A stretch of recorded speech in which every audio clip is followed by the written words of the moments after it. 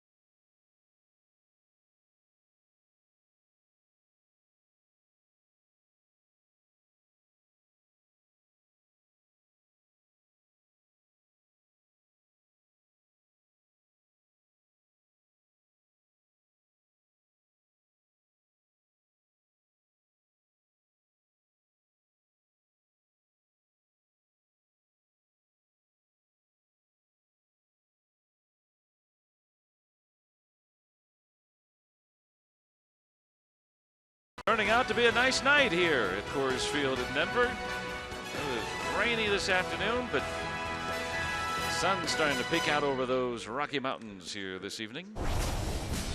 And Jordy Mercer atop the lineup against the lefty, as we've seen throughout this road trip. Finally, we've seen some left-handed starting pitchers here on this trip.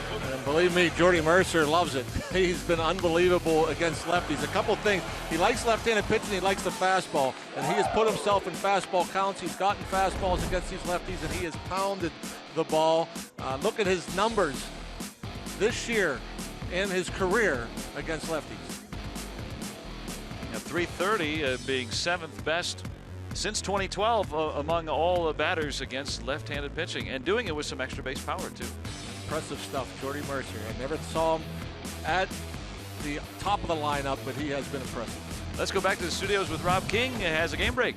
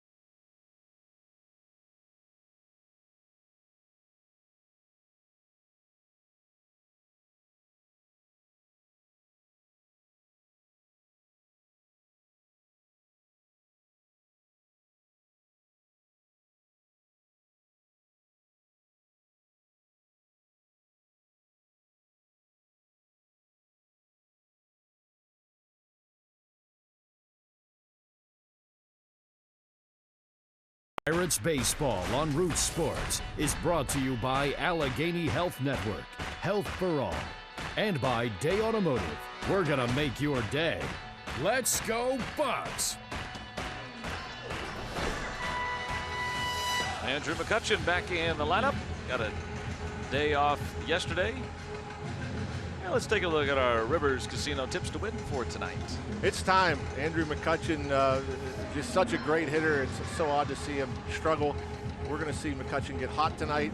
And on this chilly night, we're going to hope Cole keeps these Rockies cold, as Jeff Locke and AJ Schugel did last night. Hopefully, Garrett will have another great start.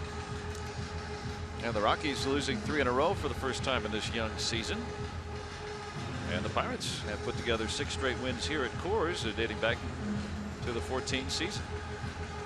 Umpiring crew for tonight: Dale Scott. In the background there, he is going to call the balls and strikes here this evening. It's Bob Davidson pointing and indicating some of the ground rules, perhaps. Or Jeff Locke last night with 6 scoreless, and Jorge De La Rosa getting the nod this evening for Colorado, the veteran left-hander. And He's had a little difficulty so far here in the early going. Yes, he has, and you know, reports have it the velocity's down a bit, so he's been a little skittish as far as throwing it in the strike zone. We'll see where he's at tonight.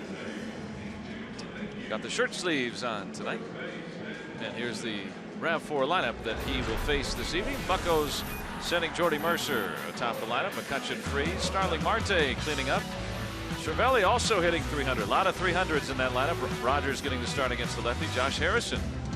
He's been hot lately. 8 for his last 17. Polanco in that 8 spot. And then Garrett Cole.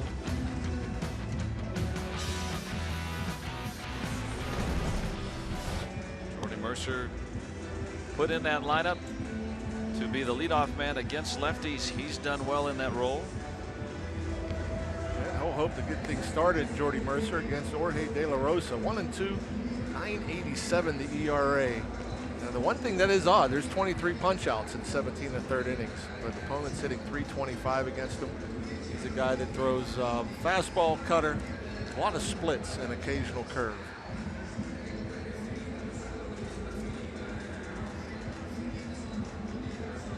And impervious to the weather, as some are, some aren't among the Pirates. It's actually warmed up a little bit as we've gotten ready for the game time, with temperatures in the 40s here. And here's the defense, our Honda defense for the Rockies here tonight. Christian Adames now the shortstop. Trevor Story getting a routine day off today. Got the Gold Glover LeMahieu. Arenado, another Gold Glover in there. And a couple more who have won Gold Gloves in the outfield in Parra and Gonzalez. Good defensive alignment for the Rockies.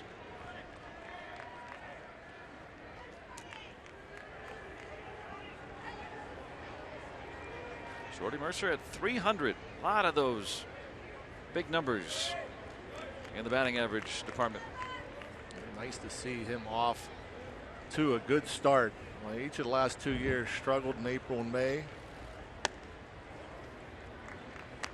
think it's a lot easier to go about your business when you start off hot. And driving in runs too. I think he's getting a ton of opportunities, and I think he likes being in that position as well. And he'll see a strike. 89 from De La Rosa.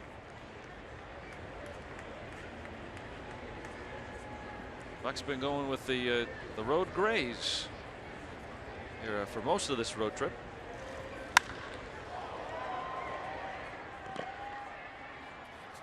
Carlos Gonzalez called off by Barnes, and that's how we started off. A very quiet crowd. Well, at 43 degrees, and I'm sure many more paid than are here attending. Some folks still filing into their seats, of course, but there's the faithful. This is no big deal, right? Yeah. April baseball, sometimes in Denver. Boy, you go back to when the Rockies came into the big leagues. They drew better than anybody. That one's down low, ball one. Decent crowd last night with the weather being in the 70s during the day. Yeah, there had to be 3 times as much fans as there is here right now.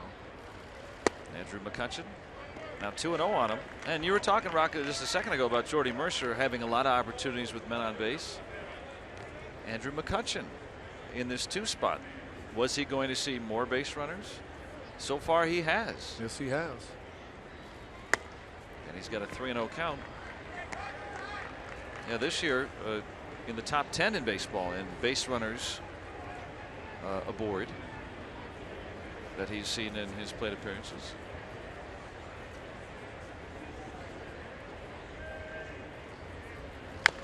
Swinging 3-0. Not surprised. A guy like Andrew in this ballpark, it will take maybe just one swing to get Andrew back on track. Maybe help De La Rosa a little bit. It's, you know, probably a 3-0 pitch. You might want to look for it a little up, maybe middle.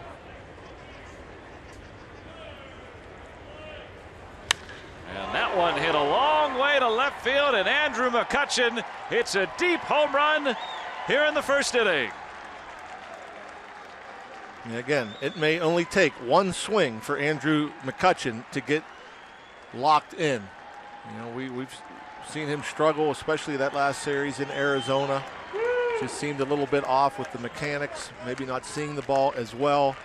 He took that hack on 3-0, fouled it off, got a better pitch to hit 3-1, and did not miss.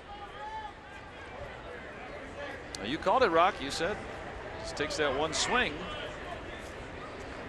Estimated at 439 feet. David Freese hits one deep to center. Big part of the ballpark. Barnes turning around, and this one's out of here. Back-to-back home runs.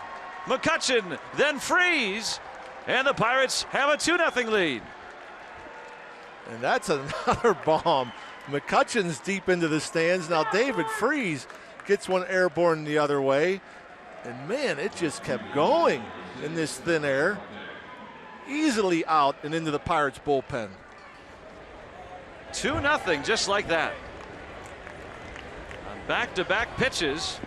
That's the second time on this road trip the Pirates have homered on consecutive pitches. Wow. There's Marte. Marte hitting. Now, let's go back to the first one. There you see middle of the plate. It was still down. That's still not a horrible pitch, but Andrew able to get it elevated, create some backspin. No doubter, he knew as soon as it left the bat.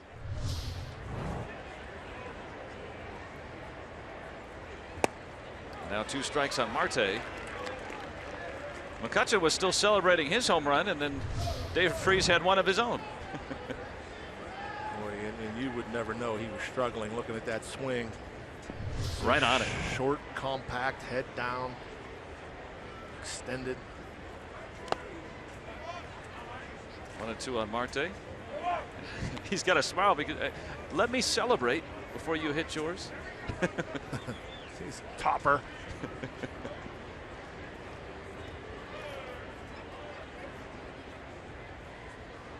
A 1-2 on Starling Marte.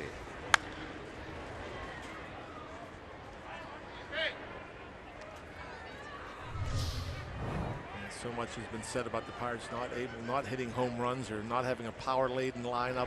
You make mistakes, and that one was up out over the plate. We've got plenty of hitters in this lineup. They can hit the ball out of the ballpark.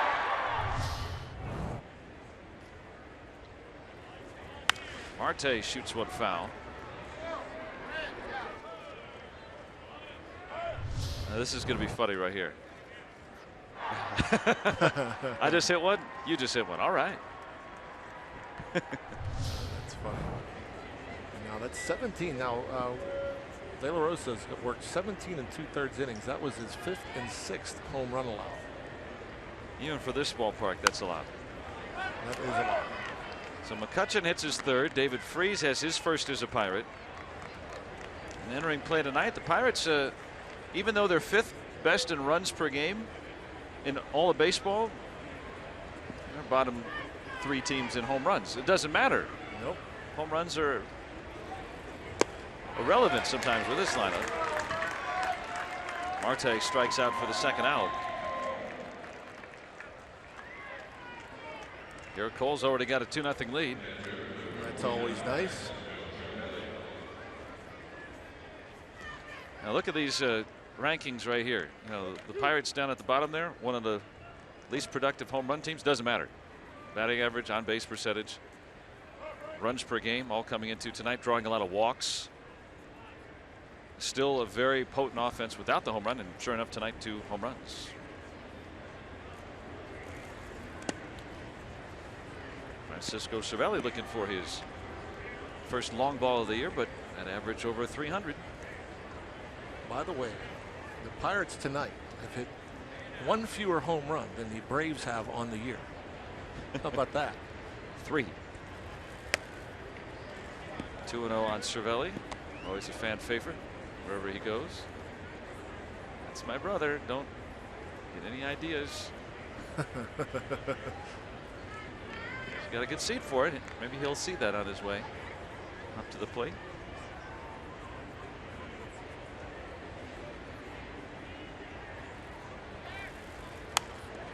A 2-1 on Cervelli after the home runs by McCutchen and Freese.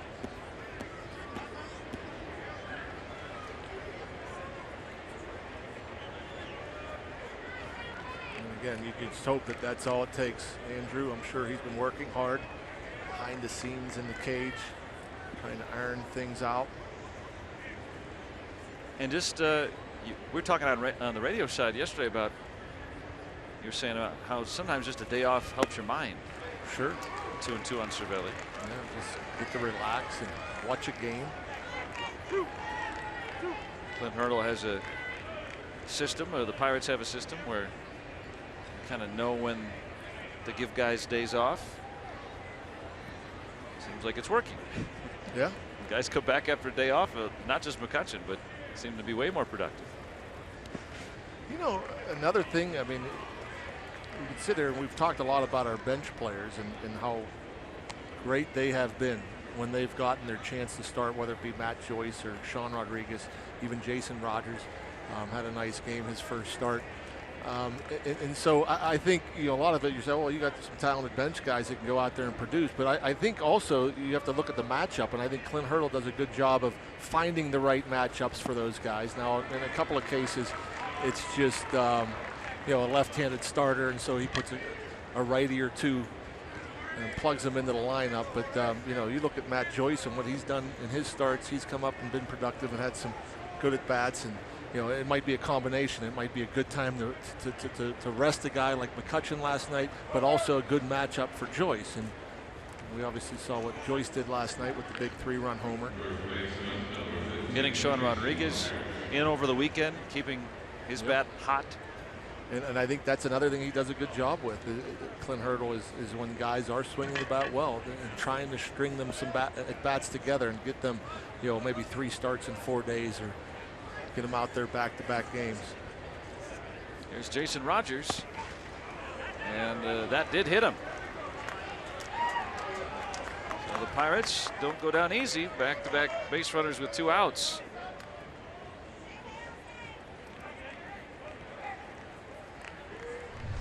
The back foot slider or cutter. Got him right in the right big toe. The back foot. Yep. Move the front foot out of the way. Yeah. That didn't feel good, I'm sure. Now 43 at game time today.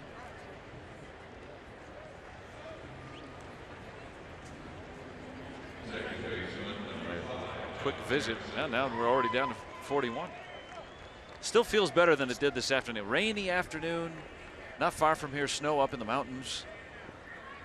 And but cool, very cool night, but still some sunshine.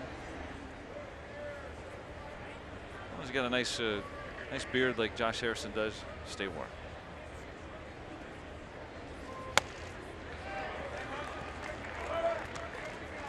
Harrison's been in this opportunity a lot.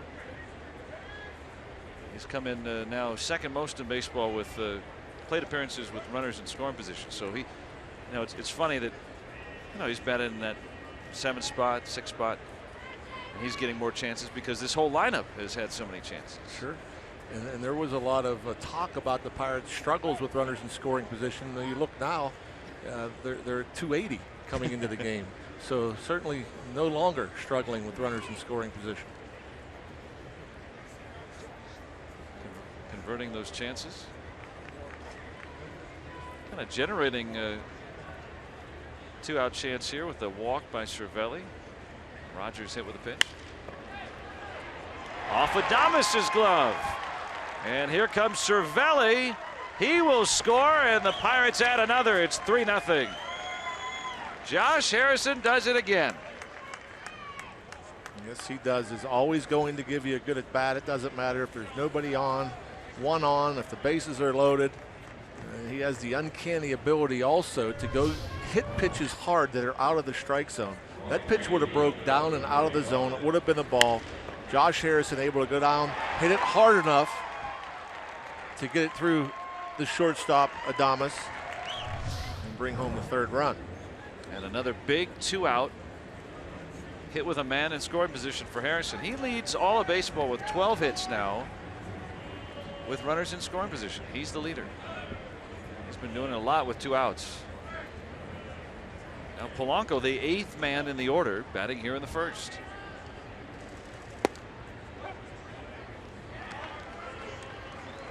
And 7 of those hits for Harrison have come with 2 outs with runners in scoring position. Yeah, that's incredible. That is very good.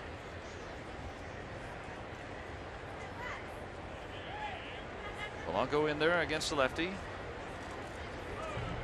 So far, feel like he's had good at bats against left-handed pitching. Yes, I think he has. I think he's looked good and relaxed and seeing the ball, not chasing.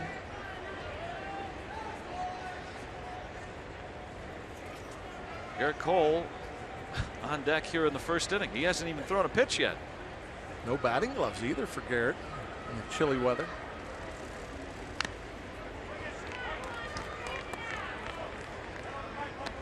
Look at some Point Park tweets for tonight. 43 degrees, but the bats are red hot. Pirates already with 3 here in the first. Lumber Company is back. And back-to-back mile-high bombs. Yeah, great start indeed. David Freese hitting his first home run as a Pirate. Polanco strikes out.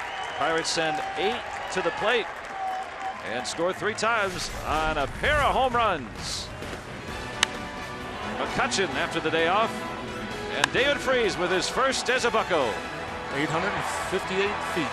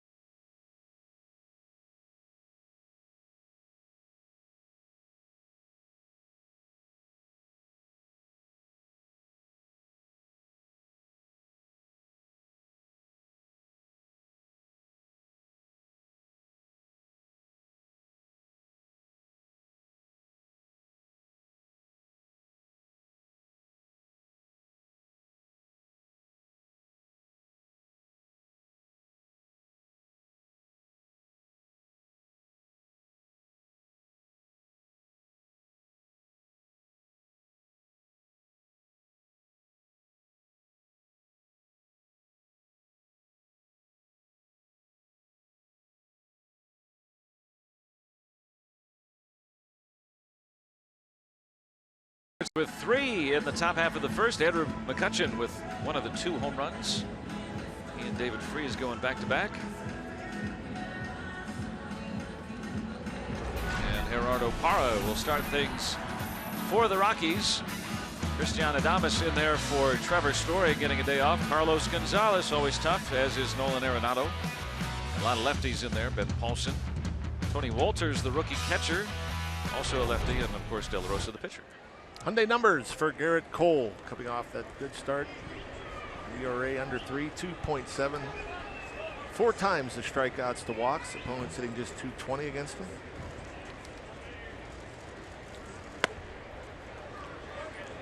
Ball 1 to Parra. Cole with a couple of really good outings last 2 times around, especially his last one. And he's got 1 out. Doing a little jumper jacks for Jason Rogers to start things. That's a way to stay warm. And you love the quick out. After a nice long inning, the offense is in there. You get out there, get on the mound, and get the quick out. Prefer a better throw, though, Garrett. So would he.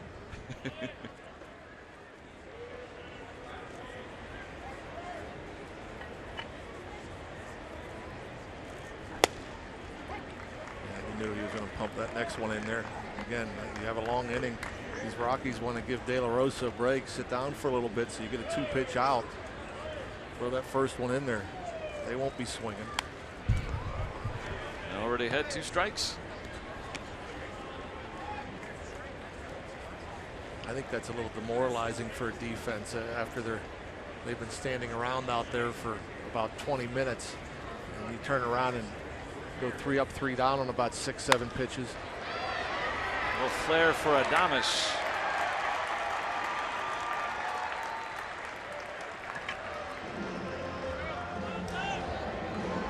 You know, pitchers don't enjoy that. You know, you make a good pitch, you execute it, tie up a hitter, jam them. I don't care what pitchers say. I'm sure they love it when they jam a hitter, especially on a cold night, and then they get rewarded for it. Bloop it in there. That's got to be aggravating. In this ballpark, you got to take one part of it away, or you know, I mean, you can't defend in, you can't defend gaps, you can't defend back. Just try to bridge the gap between all three, right? Yeah, and again, they go off the charts. And although there have been some teams that have the philosophy, come in here, you know, any decently hit fly ball is going to leave the ballpark, so let's take the hit away in front of the outfielder. So they play their outfielders a little more shallow. In this case, corners are deep. Andrew about average.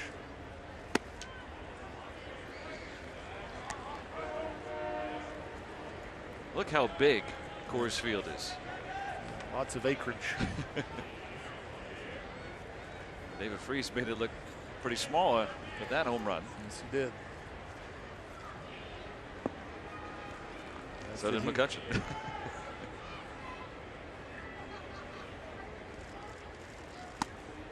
And 3-0 now on Carlos Gonzalez.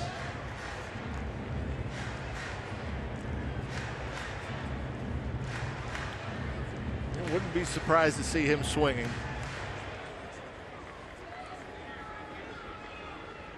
Gonzalez off to a quick start this year after struggling mightily early last year and then turning it on that torrid final 3 months.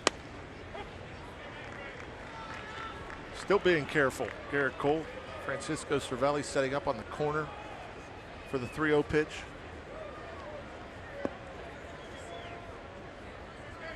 And this is a pitch, the changeup he's used a lot more, Garrett. McCutchen able to haul it in. And that's the second out. And Cargo has some power, obviously. He mishit that ball, and it still went that far. And that's where the value of the changeup comes in. Cargo was expecting fastball. The changeup got him out in front just enough to get it a little bit off the end of the bat.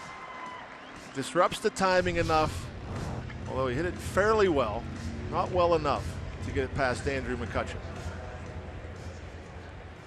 Not out of the woods yet with Nolan Arenado on his way up. And that's, goes to show Garrett Cole and the confidence he's getting in that changeup, throwing it more and more. And our Merrill Automotive League leaders and National League leaders in home runs. Trevor Story getting a day off today, but Nolan Arenado up there. Former Pirate Neil Walker. All trailing Bryce Harper, already 9 home runs.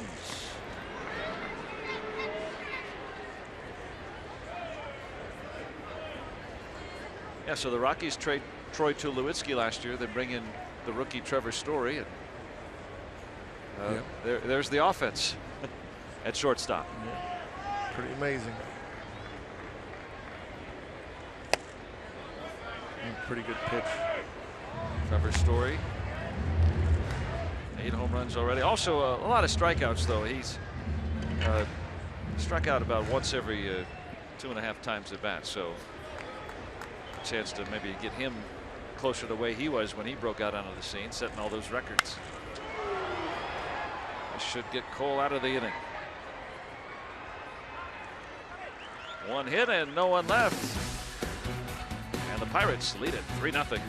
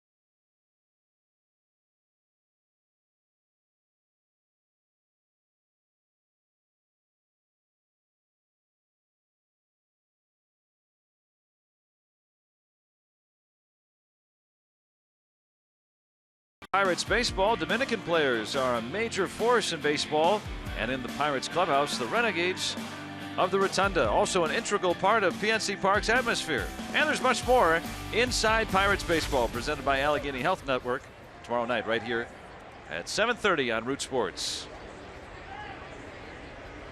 3-run first, and Garrett Cole will lead off the second.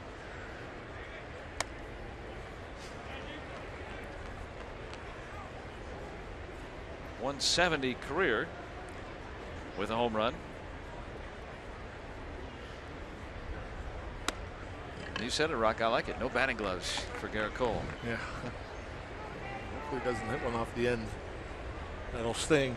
He'll feel it in that pitching hand for a little while.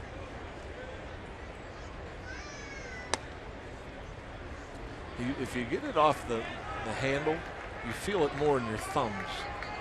You get it off the end of the bat, you feel it more in the fingers, typically. He's ahead 3-0.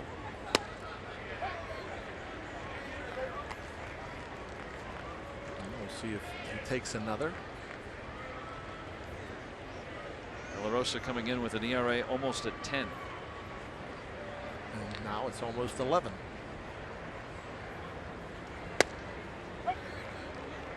Already a good at bat. See 6 pitches at least.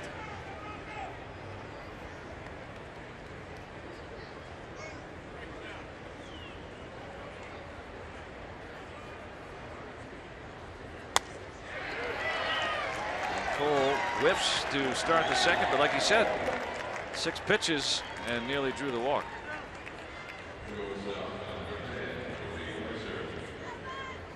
Jordy Mercer flat out back in the first inning.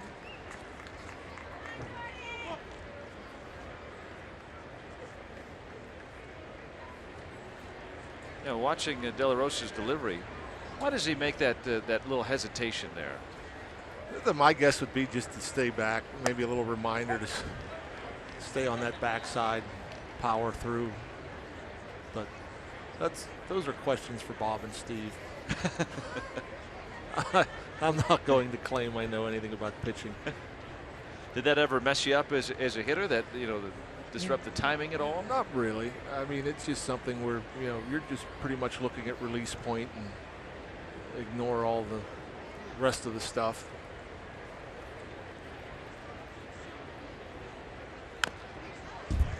Now had 2 strikes. We talked about this a little bit earlier. You know, hitters have different triggers. Some guys hold their hands higher and lower, away from their body, closer to the body, or, you know, with their feet, open stance, closed stance. And, you know, we talked about Jaso, you know, a week or so ago, and with his wide open stance. And, you know, you wonder, when do you start, you know, with pitchers with different deliveries, when do you start, you know, when do certain hitters start their hands back? When do they start, you know, that foot towards the pitcher? And a lot of them, and in Jaso's case, he starts when the pitcher breaks his hands, when he takes the ball out of the glove, because whether they're in the stretch, whether they're long or short to the plate, they always are going to take the ball out of the glove about at the same time, you know. So that's one way to kind of figure out the timing to get yourself ready soon enough. Here's Andrew McCutchen, who last time around greeted De La Rosa rudely.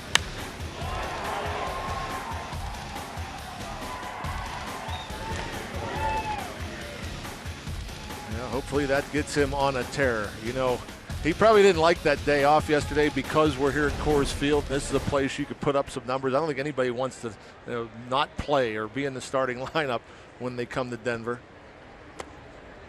They estimated that, StatCast did at 439 feet. So if that was in Pittsburgh in the near ground level, sea level, that would be 430 feet. Oh. It's another one deep to left center. Yep. And no doubt about this one. Andrew McCutchen's hit his 2nd home run of the night. I think it's official. The slump is over. Andrew McCutchen, whatever he did, whether it be something he did in the cage, maybe it was the day off, who knows? But the frustration is gone. That's for sure. And there was some frustration on Andrew McCutchen's face over the weekend. De La Rosa knew right away. StatCast estimating that one at 430 feet. So in 2 innings, he's got an acre of home runs. Freeze homered his first time up.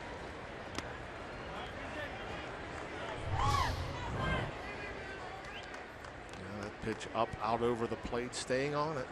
And, it looked like a little cutter. And when your timing's right, you stay on it, stay through it, get it elevated. If you're a little too quick or pulling off the ball, you might roll it over, pull it foul, maybe foul it back. And he was right on it. So the Pirates already with 3 home runs against De La Rosa. To Adames. They get out of the inning, but not before Andrew McCutchen does it again. Already 2 home runs tonight.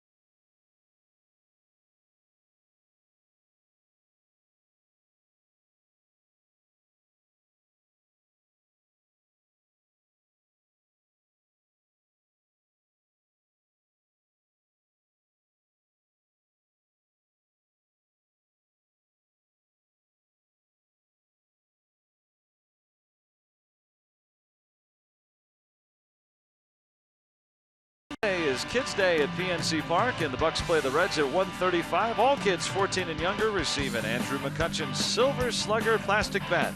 Compliments of Highmark. For tickets, go to Pirates.com. He's already got 2 home runs tonight. 2 swings at the bat, put him in the lead. Pirates lead 4-0 on the UPMC scoreboard.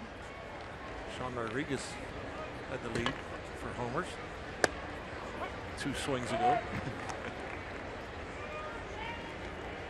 Ben Paulson will lead it off in the second.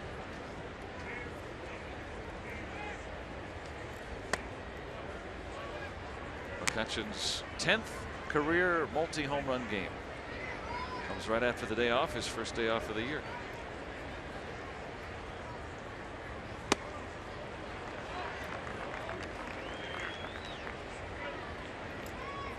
Even on a chilly night at Coors, the Pirates' bats are hot, led by McCutchen.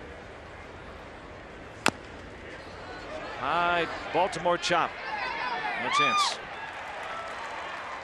You don't hear that much anymore. Not many turf fields around, so you don't hear with the Baltimore chop. And because that usually hits in front of the plate where it's wet down and, you know,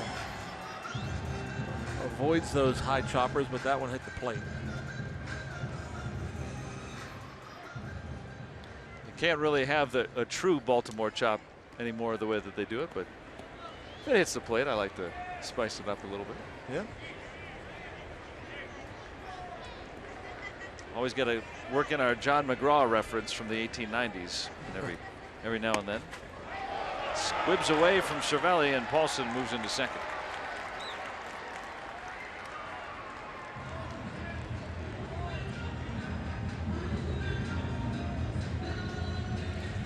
Hung on to this one a little too long, did Garrett.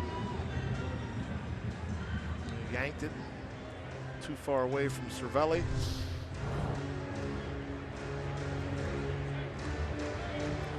I thought Garrett Cole, the most impressive thing about his last outing was how well he attacked the glove. He was basically throwing the ball wherever Cervelli was setting up, especially with the fastball. And even that breaking ball, it wasn't a bad pitch. I mean, looking for a chase, perhaps. They ruled that a pass ball. Yeah, that's a tough one. I mean, it wasn't in the dirt, and it did hit the glove, but it's not as easy as it looks when you got a guy up there that throws as hard as Garrett Cole does, and he misses the mark like he did.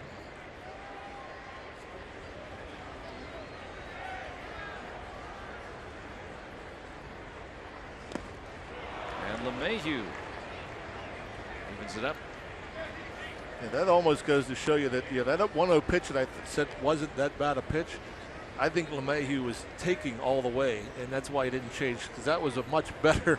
At least he would have had a chance to maybe put the bat on the ball than that last one. No chance. That pitch was well out of the zone.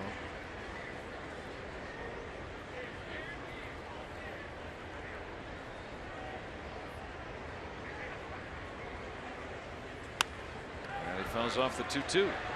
Went to the changeup once again, did Garrett. And Garrett threw 7 his last time out, and it seemed like they were all in big situations. And for the most part, put it where he wanted to. Growing more and more confident. I'm sure Ray Searage is encouraging that.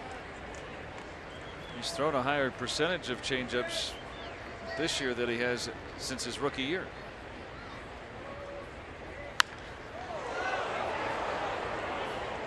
That was one of his goals in spring training, is to reincorporate that pitch again. And I think the more you throw it, and the more you get, whether it be a swing and miss or soft contact, I mean, I think it's such. He has so many weapons as it is. It's kind of unfair that if he adds a fourth. I mean, the 4-seam, the 2-seam fastballs. Okay, we'll say call it a 5th pitch, because he has a good 4-seam, 2-seam, has a good curveball, good slider, and then to add that changeup to the mix. To Harrison. One away. Paulson on to third. Andrew McCutchen with a couple of home runs tonight. Our Point Park tweets: a double dose of Kutch happens. That's pretty fun. Judge is that's our winner right there. Yeah. You get a homer. You get a homer. And put baseball on notice. 22 is officially back. Hey, what a day off can do. Pirates in the middle of 16 straight, so there wasn't going to be a day off built in. And sometimes it makes more sense to, all right, you take a day off, and you're going to be way more productive the rest of the time.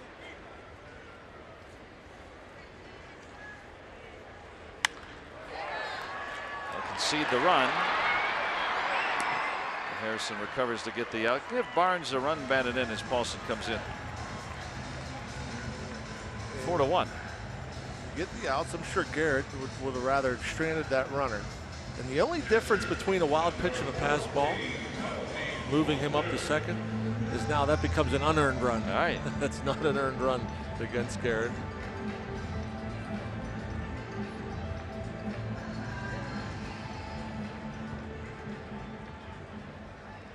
So 4-1 now. Rockies get on the board. Tony Wolters, rookie catcher, hitless in his last 15. This guy, I guess you could put him up as the poster child of you never know, compared to where he was a year ago and now. It's pretty amazing. I don't know if we'll have a chance. I'm sure over the course of the game we'll get to talk about where Walters was last year. And now a big leaguer. Rockies get a run, 4-1 through 2 from Denver.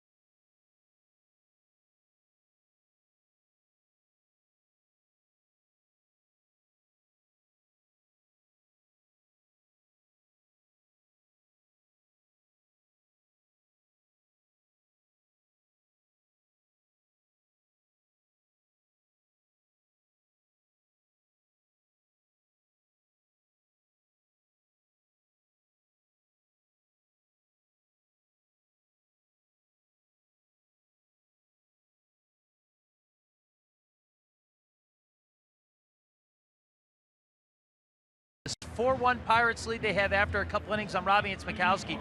It is Twitter Tuesday here on Root Sports, and Josh Harrison is our guest tonight. A lot of great questions came from our tweeters, including one from Bob, who asked, as a coach of a young athletes, 9 and 10-year-olds, what advice do you have for kids that age in athletics? Main thing is to have fun.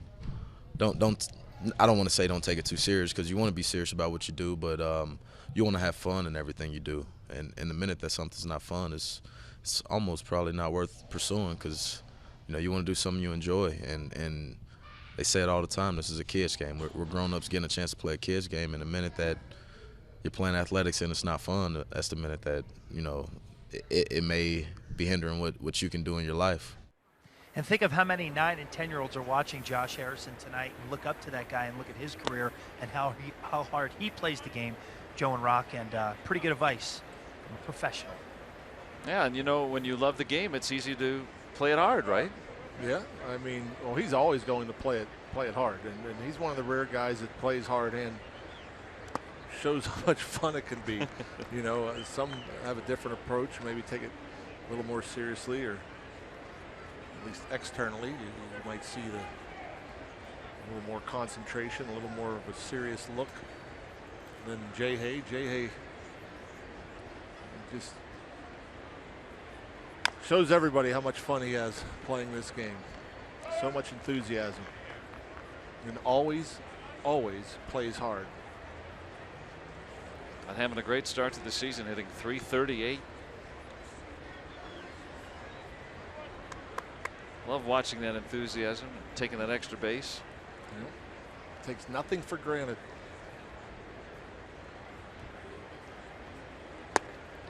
2-2 on Marte. De La Rosa can still fool some guys.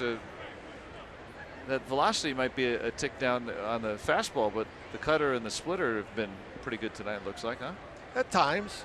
I mean, obviously Marte has helped him a bunch. He's chased a lot of pitches out of the zone early on. De La Rosa, one of those guys you want to see him up in the zone and look maybe belt high, to where if that pitch it starts out and looking like it's going to be down around your knees, more times than not it's going to break out of the zone. So try to make him elevate. And he's got Marte twice tonight. 4 Ks for De La Rosa. And this Friday is another Free Shirt Friday as the Bucks battle the Reds at 7:05. And if you're one of the first 20,000 fans through the gates, you get this free Francisco Cervelli t-shirt presented by Allegheny Health Network. For tickets, go to pirates.com/Free Shirt Friday. It will be good to be home. Yep. Long trip. Mom will be there. He's her favorite. And I don't think she trusted that I would get her a t-shirt, so she wants to get one herself. Always a fan favorite, Cervelli. Except for from Ramon de Jesus. He has to be impartial.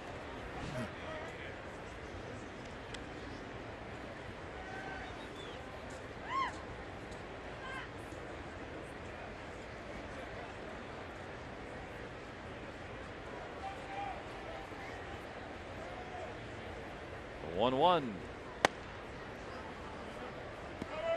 Now that's pitcher there. Looks like a slider.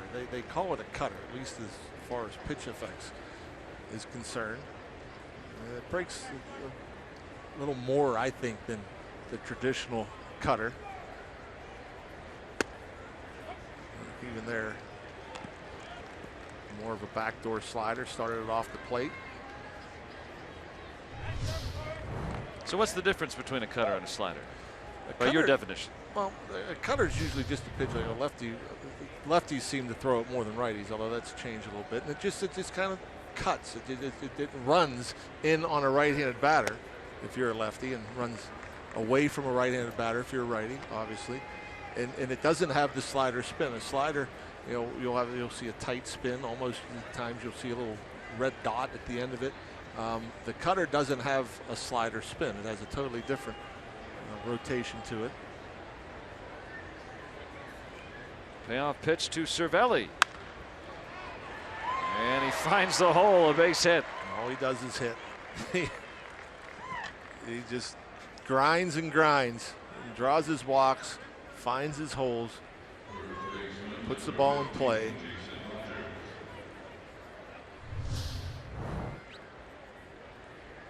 That pitch pretty much, there it is, right down the middle and up, goes with it.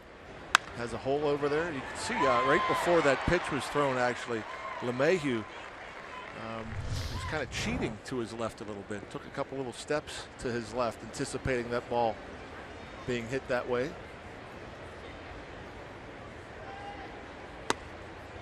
Jason Rogers down a strike. Brought up on this road trip to face some of these left-handed starters. Play over at first base with John Chaso getting a night off against lefties.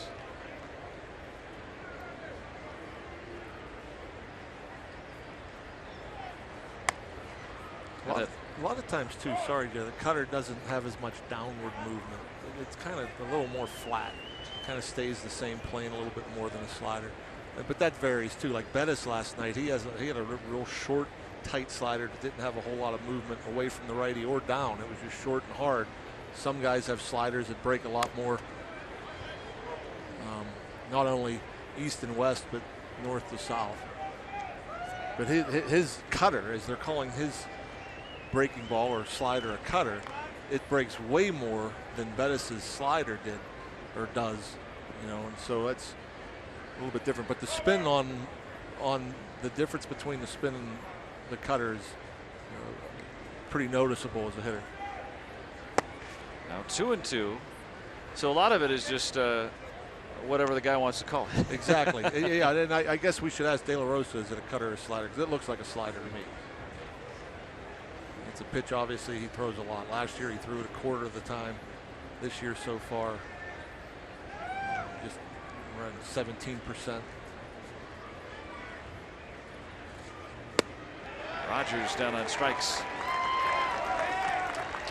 Well, we've seen kind of what coming into tonight, the same thing we saw in De La Rosa. He's been giving up a lot of runs, but he's still striking out a lot of guys. Yeah, and tonight he's throwing this cutter or slider, whatever you want to call it, a lot more than 17% of the time. It almost seems like half his pitches is that. It's got late movement, obviously. He's gotten some swings and misses. Harrison, a 2-out run scoring single back in the first.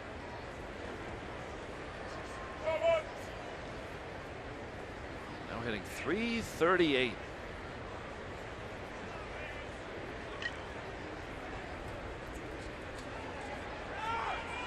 Cervelli running, and he will get in with his first stolen base. Not going to see many more from Francisco Cervelli, and it's just a situation where they kind of ignored him over there. There's 2 outs. First move. You saw how long it took De La Rosa to deliver that ball to his catcher Walters, but yeah, Cervelli stole that off the pitcher. Nothing that the young backstop could do about it. Equals his second highest career total. One stole 4 bases for the Yankees in 11. Otherwise, 1 is it. Hey, but take advantage, right? Yeah, why not? And that's the time to do it too. 2 outs. Now you're in scoring position. Might score on the hit. 3-0 on Harrison. And I wondered if De La Rosa would even throw a strike there. It looked like he was maybe working around them with the lefty Polanco on deck. Let's see if he'll throw a strike to Josh here. 3-1.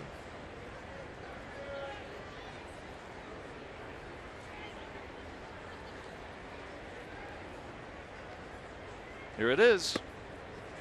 And he walks Harrison. De La Rosa has walked 2 men, both with 2 outs in the inning.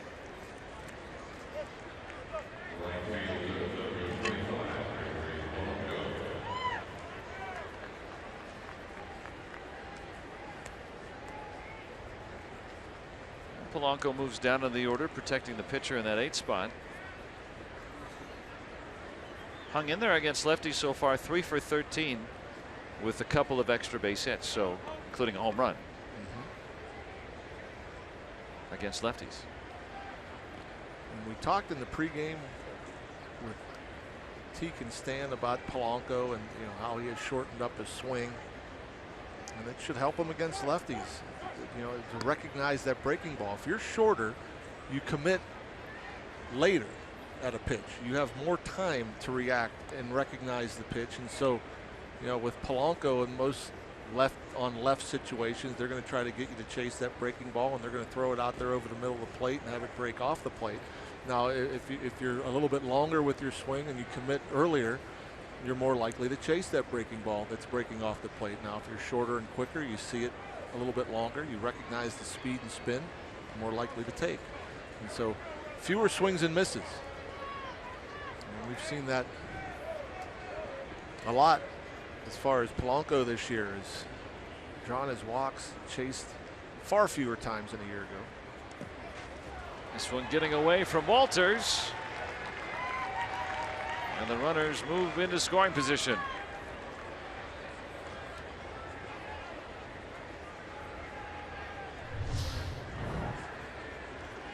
This pitch nowhere close.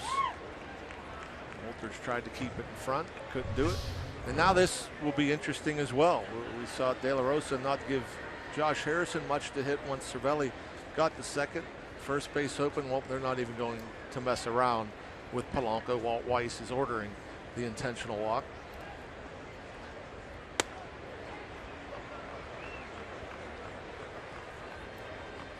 So Cole will get a 2-out chance. Yeah, the way the Pirates pitchers have swung the bat, I mean, obviously he's probably the least likely to get a hit out of this lineup, but there are no automatic outs, it seems. No, there isn't. But I think as a manager, you're already down 3 early. And Polanco swinging the bat well, comes in hitting .324. I think you kick yourself if he ends up coming up with a base hit and plating in 2 more. I think you live with yourself a little bit more if it's the pitcher that comes through with a hit, because it's far less likely. Cole, a 170 career hitter, worked the count to 3-0 last time before striking out, and he's ahead to start here.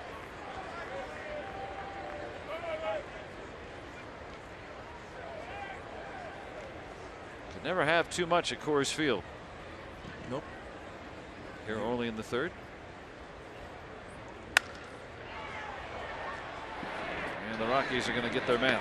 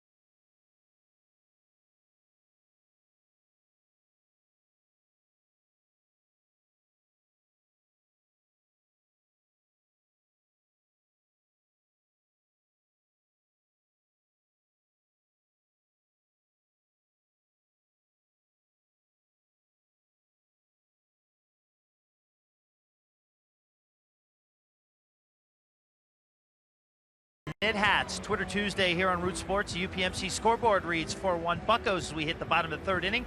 Josh Harrison was asked by Mike, in the past you've been all over the field, including the mound. Do you feel better finding a home at second base? Definitely. Anytime you get a chance to play one position, you know, you get a chance to hone in on that. And, you know, I was drafted at second base, and I feel comfortable there. It's nice to play up the middle with Jordy and have that relationship with him. And, you know, second base is a place that I've always enjoyed playing. And Mike referenced that pitching appearance for Josh Harrison. That actually came a couple years ago here at Coors Field. Joe and John, if you remember that, he did retire Corey Dickerson for the final out. But, yeah, Josh seems a lot more comfortable, and it seems like mentally he's in the place where he'd want to be in, playing his position. He came up playing during the minors. Yeah, just being in one spot. That's, I mean, you know, Rock, I'm curious, you know, what you thought. I mean, very seldom did you have that luxury of just playing the one spot, because you could play in so many different spots like Harrison. Was it more comfortable for you when you did have a stretch of games where you're playing one place? Well, first and foremost, you have to have the luxury of playing. That's most important. I never had the luxury of playing regularly, and so, yes, but I do understand it. I honestly believe Josh loved moving around. He did. He loved the versatility. He loved being able to help the team in any way he could. But I think, obviously, to be in one spot, to be on the All-Star ballot in one spot, I mean, I'm sure that means a lot. And just to be able to hone his craft there, and you know, I'm sure it's much more fun. But yeah, I can have that one glove. Yeah, I loved moving around. I thought it was a lot of fun. De La Rosa trying to get his way on. And let's go back to the studios with Rob King's got a game break.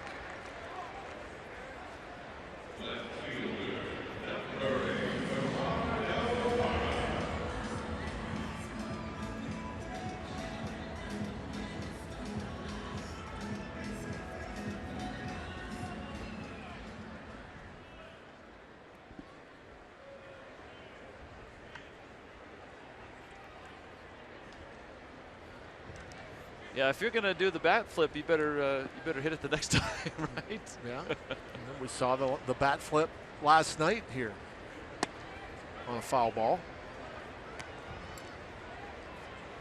Okay. Brandon Barnes ended up striking out in that at bat. Yeah, you got to make sure it's a home run, right? Yes, you do. Like a no-doubter, big time. Hara sends it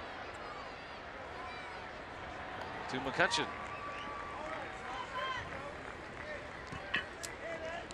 Well, no. That's what? That's like, that bat's no good. Flip. Yeah, I'm mad at myself. Yeah. I think. Knowing him a little bit, I think he was mad. He definitely didn't hit it well, and he knew he didn't hit it well, and he was just frustrated and wanted that bat out of his hands as quickly as possible. I also think I have an issue with bat flips when you're losing, and then, you know, if you might hit a home run that brings your team back within 4 or 5 late in the game, it's not worthy of a bat flip. I liked Jose Bautista's last year in the postseason. I thought it would. Now I understand it can show up a pitcher, but if you hit a real monumental home run and that's what you feel like doing, I think it adds a little personality to the game. Well, it was kind of an angry bat flip on top of everything else. You could still have fun in other ways other than flipping your bat. Oh, sure. This had to be a bit scary. You're wondering, how did it miss me? He squared the bunt, and it's much more difficult to get out of the way. You know, your body's kind of going into one position to square the bunt, and then you're trying to bail out. Boy, that's a nice looking little backdoor curveball there from Garrett Cole. He wanted that one. Perhaps a bit down. Let's see what the WB Mason strike zone says. Yep, just a bit down.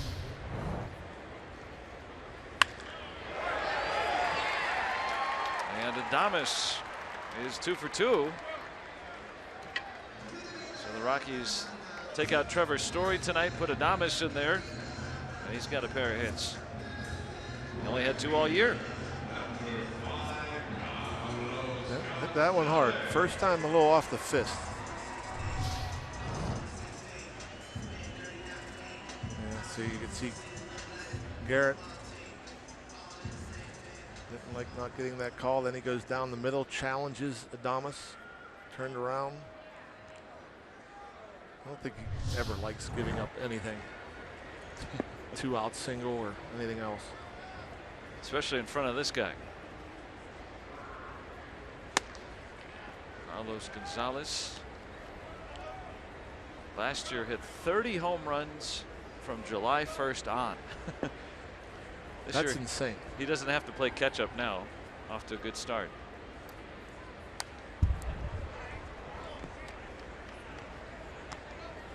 You're talking about that good finishing pitch in the first inning. Getting him out in front. Yeah, change up. And to have the confidence to throw it behind an account. Behind 3-1, which is a fastball count, especially when you throw as hard as Garrett does. I'm sure Gonzalez was expecting nothing but the fastball.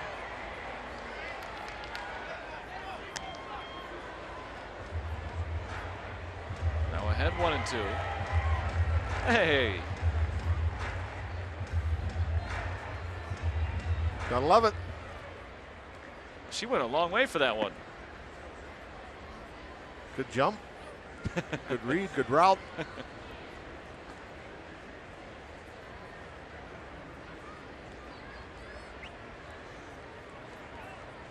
I get the little brother one. Well, I want one. Got some bragging rights there.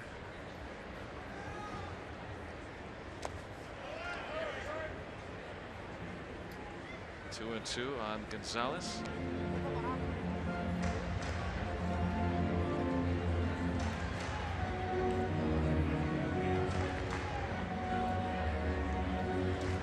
Already with 4 home runs.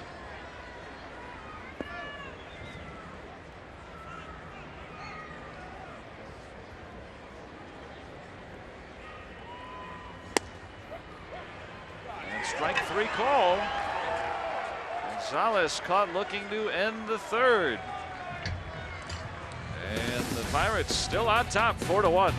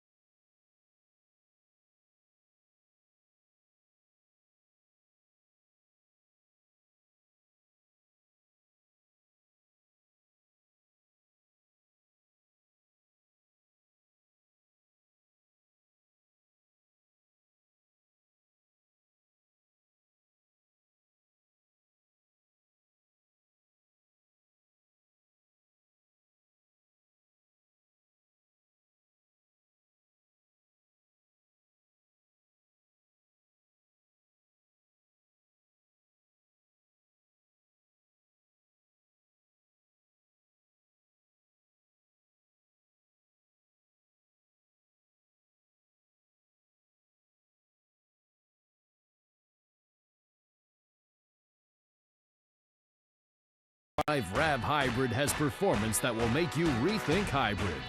Let's go Bucks! 4th inning coming up on our UPMC scoreboard. The Pirates own a 4-1 lead. And Walt Weiss having to make a pitching change. And coming out to talk with Dale Scott because last time at bat for De La Rosa did not look healthy out of the box. No, maybe a little bit of a limp there. Maybe seeing that Freese had to dive for it picked it up. Maybe a little pull. So it's Christian Bergman. Already 0-3 on the season, just 10 in the third innings. ERA just under 7. He does have one start among his 5 appearances.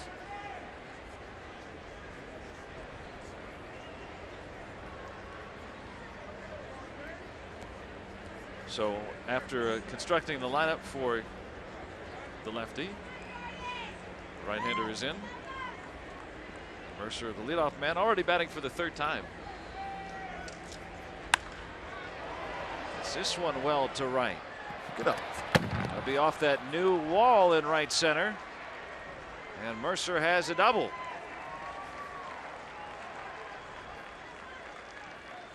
You know, the shortest part of the ballpark, right there in right center field. You can see where they've extended the fences.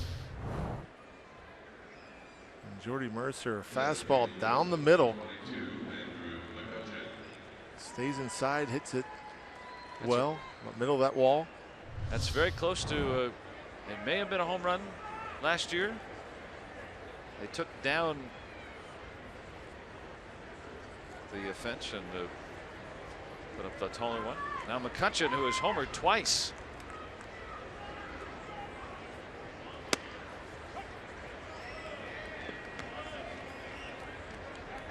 A pair of home runs after the day off yesterday. And neither have been cheapies.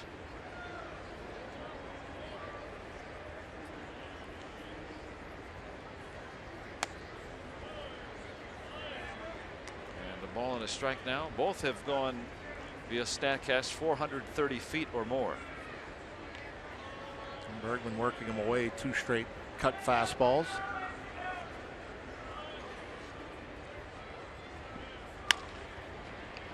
On the ground this time. Renato. They get McCutchen for the first time tonight.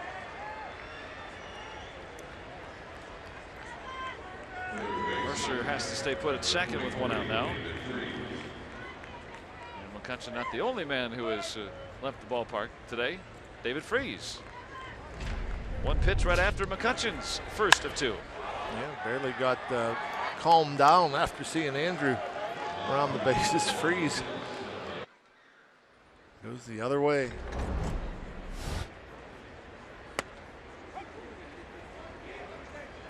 First home run is a Pirate for Freese. 289. He's got Mercer in scoring position.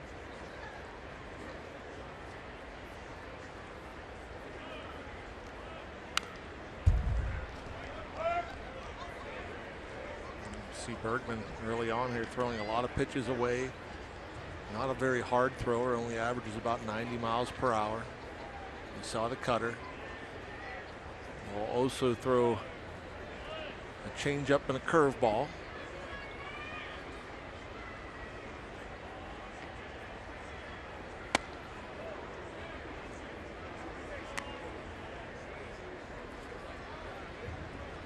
De La Rosa ended up going 3 innings, 5 hits, 4 runs.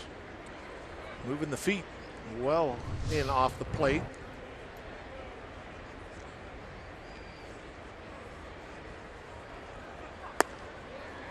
Now even on Freese. De La Rosa giving up 3 home runs this evening. And a very cool night here in Denver. It was a nice warm day yesterday. Usually you'd think this isn't a great day to hit, but McCutchen with a pair of home runs. It's always a good day to hit here. 2-2. There's that changeup. Just a pitch that right-handed batters just don't see very often from a right-handed pitcher. And I'm sure David saw that spin. It looks a lot like the fastball coming out of the hand, but it just doesn't get there as quickly.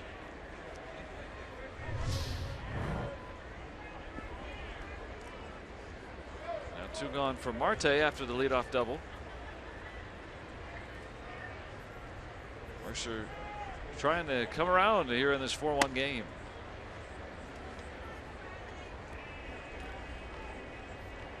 Marte has fanned twice. against De La Rosa.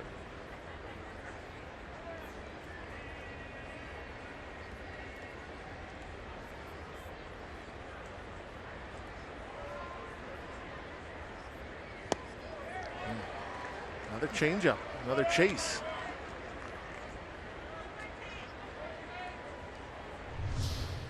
This ball actually come back in towards Starling Marte. That's a tough pitch to hit. Changeup in off the plate. Most will pull its foul if they make contact. And Marte has been so locked in and loves hitting in this ballpark that they're not picking it up. We've seen a ton of swings and pitches down and out of the zone. Very unlike what we've seen all this season. Yep. He's always been a bit of a free swinger, but now squinting. Marte. And he strikes out for the 3rd time tonight. Leadoff double, left stranded. Pirates still on top, 4-1.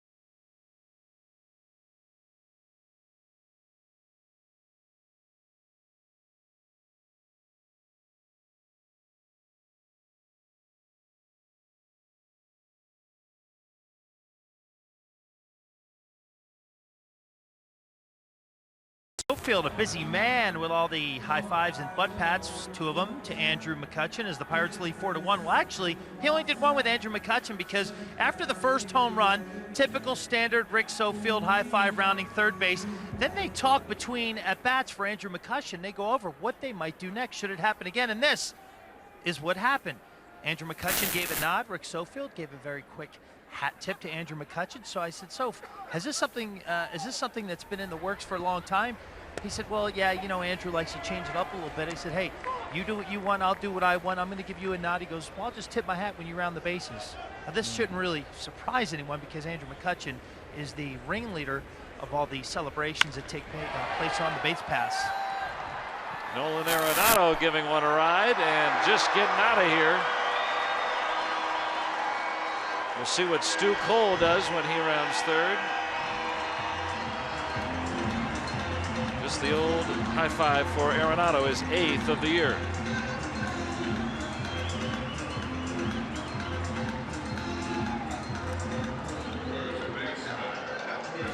Well, lightning can strike at any moment in this ballpark. Yep, and you see, that's not a terrible pitch. I mean, he wanted it further away and probably a little further down. But, man, Garrett Cole, how many hitters can hit that pitch that hard? I mean, that ball's, boy, it's even hard to catch. E-Fan. That was a whiff. Right down the line, foul. Broke his bat, fouled it off. Wow.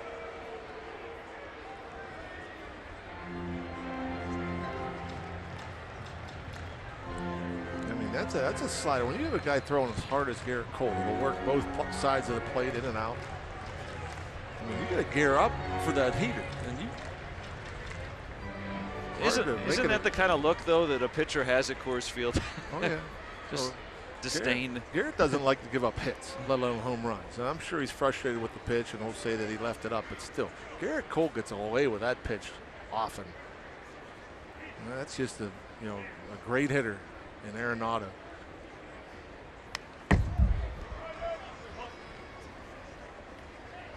Also a big rip. Arenado, one of the great young players in the game. I don't think he gets a lot of credit because he plays here, but he hits as many outside of Coors as he does here. Such a great defender too. And Cole comes right back with a strikeout.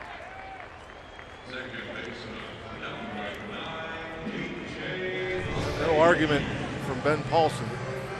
You see there, and that missed a bit location-wise. Garrett. Cervelli wanted it just off the plate. Got a call just off the plate to end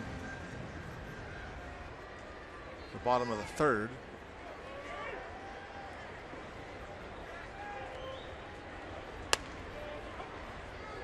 That's right where Cervelli set up.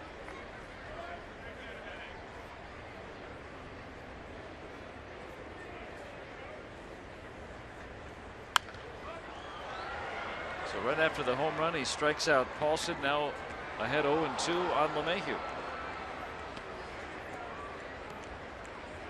Isn't that a mark of a top pitcher? I mean, don't let those big innings, steamroll very often. Yeah.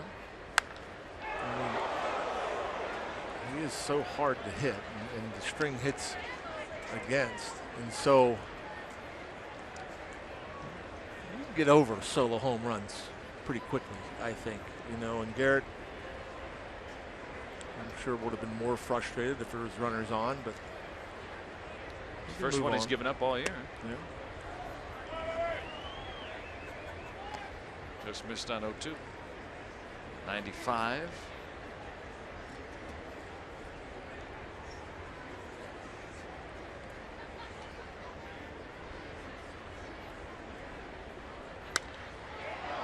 Into the gap. And McCutchen cuts it off. Up there long enough, and McCutchen ran it down. Yeah, we talked about it a little bit on the radio side last night, Joe. And, we talked the thin air the ball carries, but the ball also stays in the air longer. It just doesn't come down. And Andrew McCutchen, with that great speed, you give him a chance, he's going to go get it.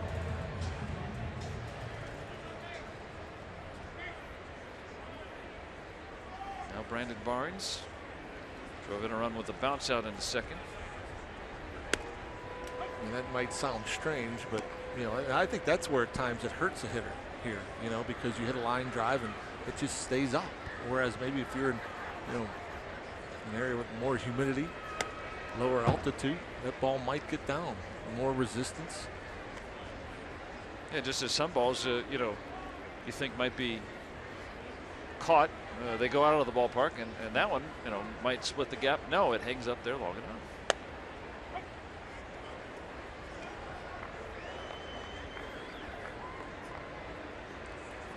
Here in Denver, just below 1 mile at the playing surface.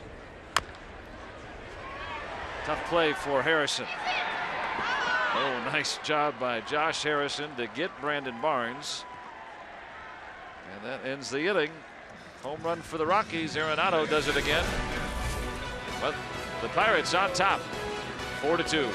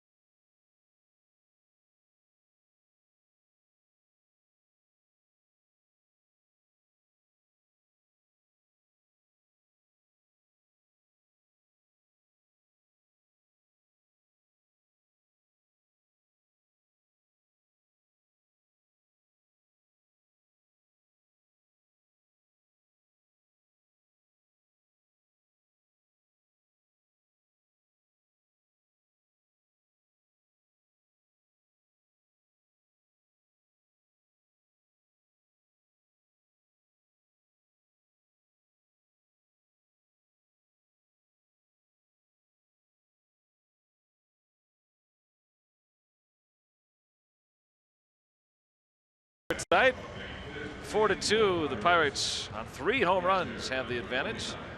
And tonight's Allegheny Health Network injury update.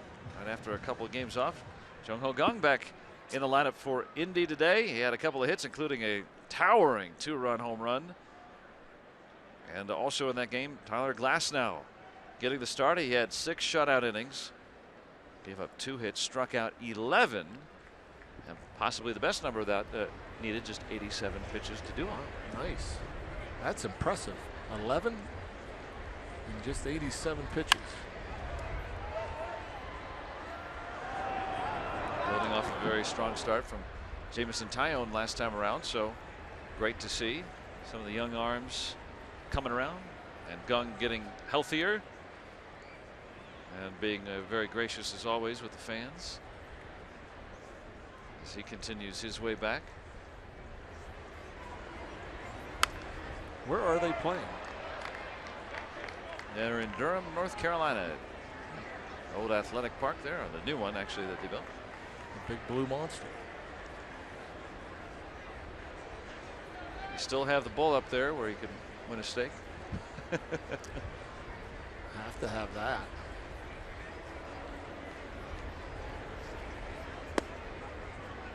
Now 1-2 on Cervelli.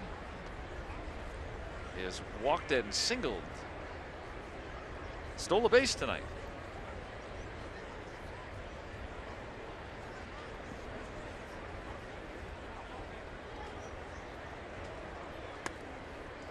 Now even 2 balls and 2 strikes. Such a good eye, such great patience. Seldom see him behind the count and not at least, you know, work it even at some point. And worked it full here.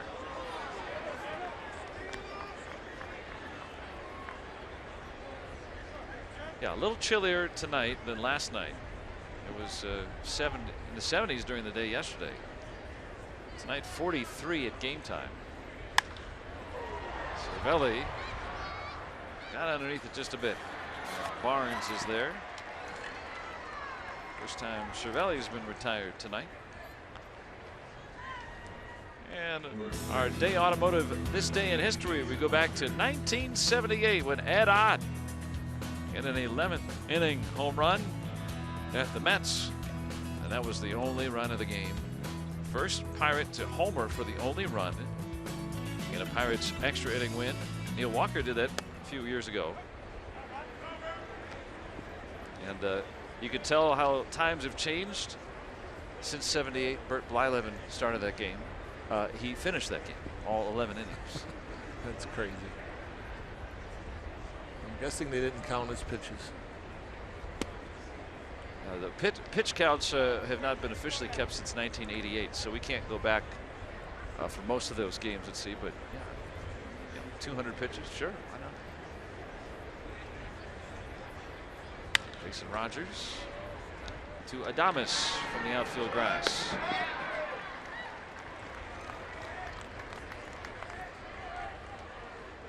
And Christian Bergman starting to settle down the Pirate lineup this time around.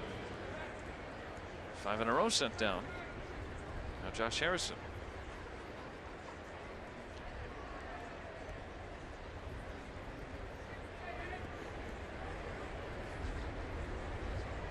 Twins? I thought the Twins are hosting Cleveland tonight. And they're here in Colorado too. Having fun.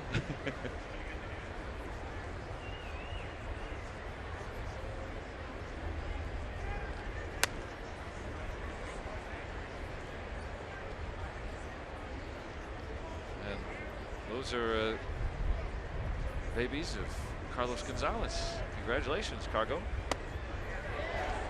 2 for the price of 1.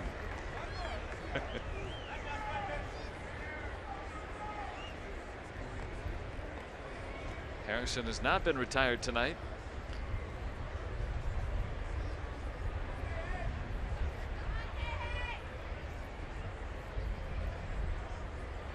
Here's the 1-2. Now even 2 balls, 2 strikes. Another big 2-out hit Single back of the first inning drove in the third run. Nice play by Adames. And Bergman has sent down 6 in a row since coming on for De La Rosa.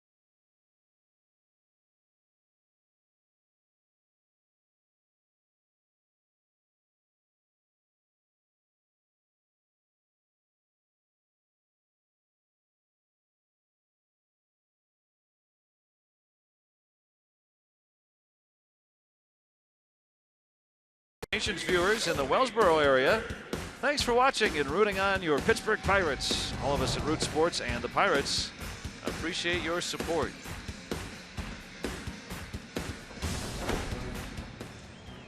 And thanks for your support. Mr. Sir, got a nice outfit going on today. Mustard yellow caps. 71 throwbacks. Retired for the time being. Tony Walters hitless in his last 16. Lots of Pittsburgh folks here. I mean, there's a lot of fans. I've been really impressed on this trip. I thought out west maybe we wouldn't see as many. Oh no. Yeah. All over the place. I'm learning. Walters trying to bunt his way on. Catcher who apparently has some speed. Already has 3 stolen bases on the year. Well, let's take a look at our Quicken Loans Rocket Arms and the pitchers that struck out the most batters in their first 3 seasons with the Bucks. Garrett Cole on top of that list. Jose De Leon, one of Bob Walk's former teammates. Chris Benson and Francisco Cordova. Notice all those numbers are fairly recently too. As the strikeouts have gone up in baseball and record numbers through the years. Boy, Jose De Leon, when he came to the Pirates, he flirted with a no-hitter just about every time out. And rarely did they end up winning any of those games. This one might stay fair at will. And Christian Bergman is aboard.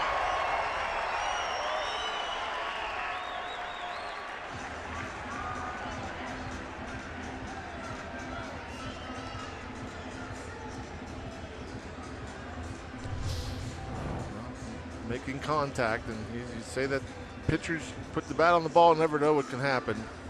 David Freese tried to make a play. Bergman hustling down the line. 4th career hit.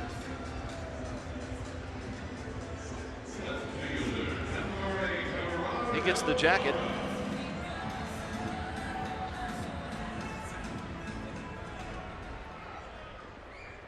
That's his reward. You get on base, you get the jacket.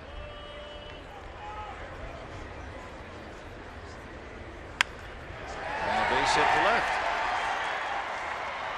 Gerardo Parra, back-to-back hits following Bergman, and now Adames, who has not been retired tonight. Hard to know the intent, but Parra looked like he was trying to shoot the ball that way. Pretty good approach, beating the shift.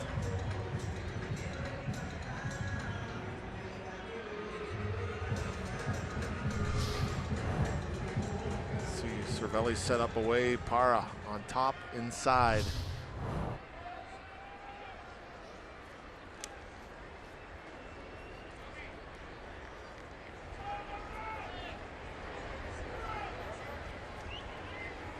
Christian Adames, 2 singles tonight.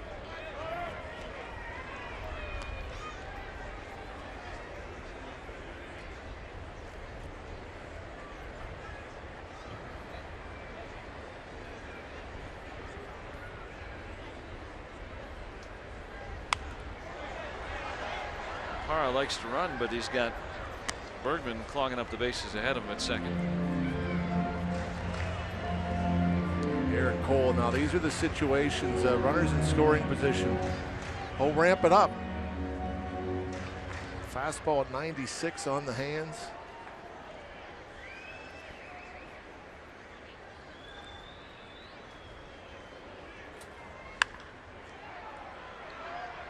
And Adames continuing to be late.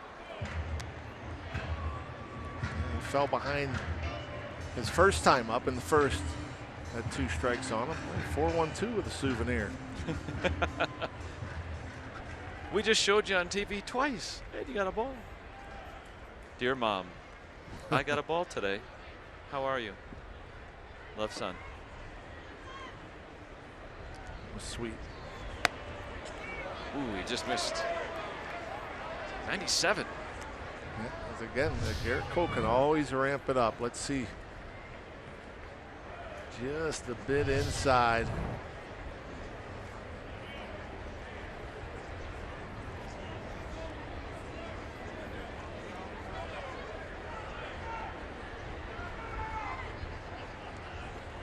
Two. Ooh. And skids away from Cervelli.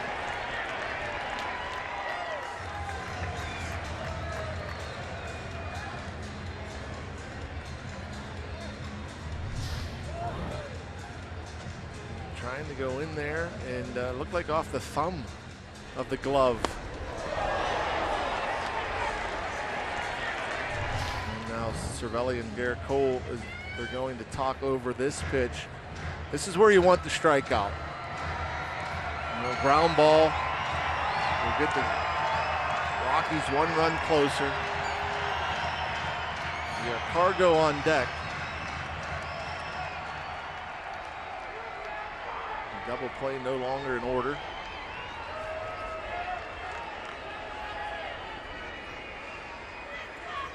Two. Waking up Eric Young down there at first base. Adames turned it up a notch. There's the white. Yeah. Looking chilly. Wind's picking up a little bit. Wind chill's got to be dipping down into the low 30s, I would think.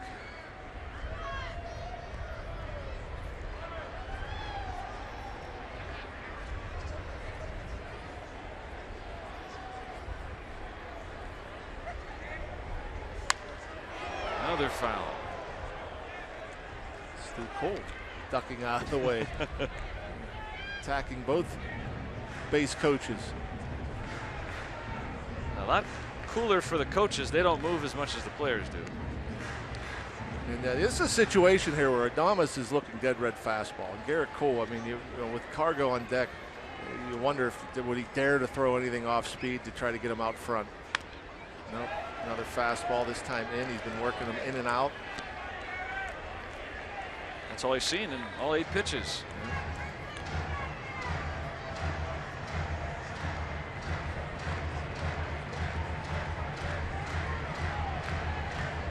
You'd have to have confidence if you were to throw anything but that fastball that you could throw it for a strike.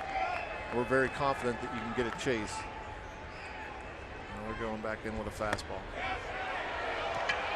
And Adames We'll work a 9-pitch walk, and that loads the bases for Carlos Gonzalez.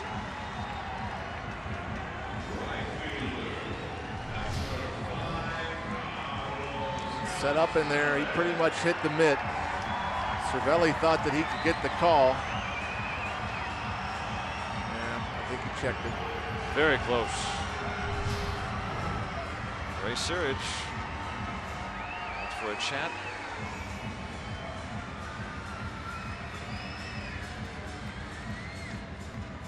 Garrett Cole had been working pretty quickly through the inning, even though the couple of singles were there. Well, they're going to change the signs up, so they called in Harrison and Mercer.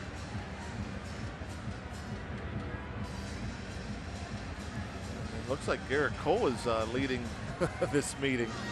Ray Searage on the way back, talking with Dale Scott, perhaps about a pitch or two. Remember, there's only one out. Even if you get past Cargo, Nolan Arenado, who homered his last times, to follow. So some rough waters here for Garrett Cole.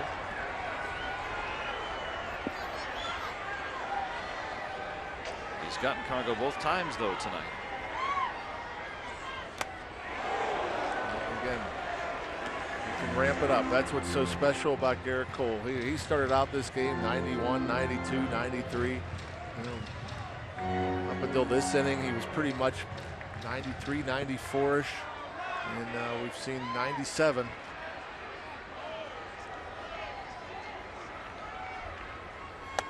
It's there when he needs it. 96. Climbs the ladder.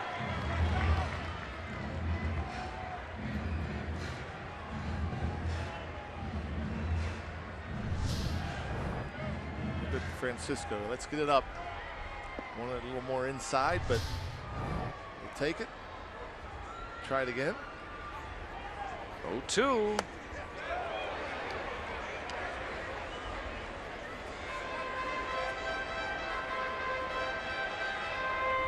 talked about how Cole got him on a changeup back in the first. I don't think he'd go to that. Maybe get the swing and miss upstairs or throw the breaking ball in the dirt. Now the 1-2. He's not messing around with anything off speed.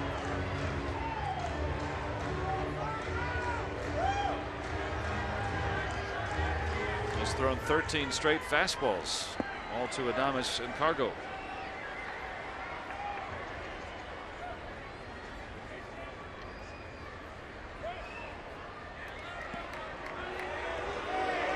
Instead of going through another series of signs, they figured just talk it over.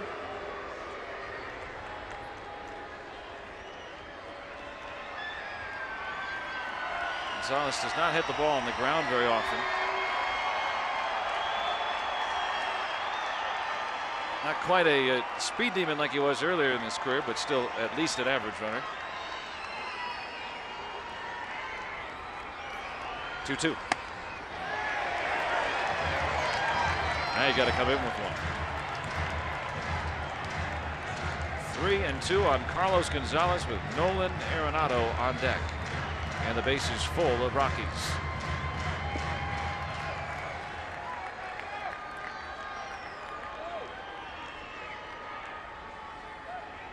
Payoff pitch from Cole. And that was similar to the pitch that Cargo got rung up on back in the third. A fastball that was borderline away.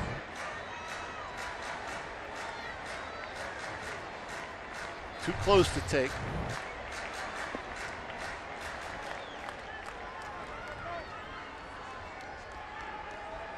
Another 3-2. He struck him out. That's huge. Not messing around. All fastballs, just moving it around. He starts off going in, upstairs. We'll try up and in. Maybe sneak one on the outside corner, a little too far off, away again. Foul ball away, and just above the belt.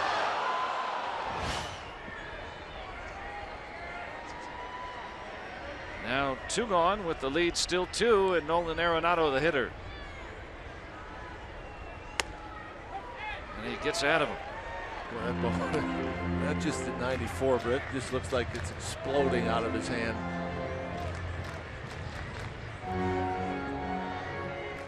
Ray Searage came out, had a chat. Now the 0-1. Whoa, I'm guessing a bit up. That's appeared to be on the plate. Cervelli. UPMC Sports Medicine Strike Zone says that's a strike.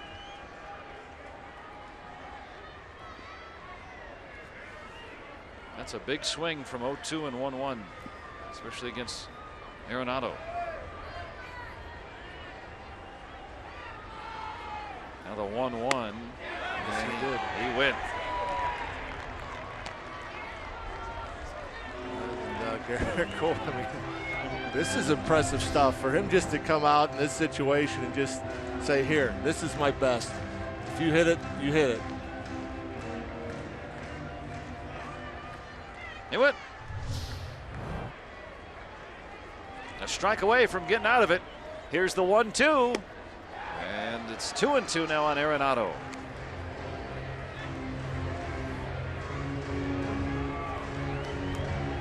Homered to center his last time. Cole, by the way, on a breaking ball. Good point.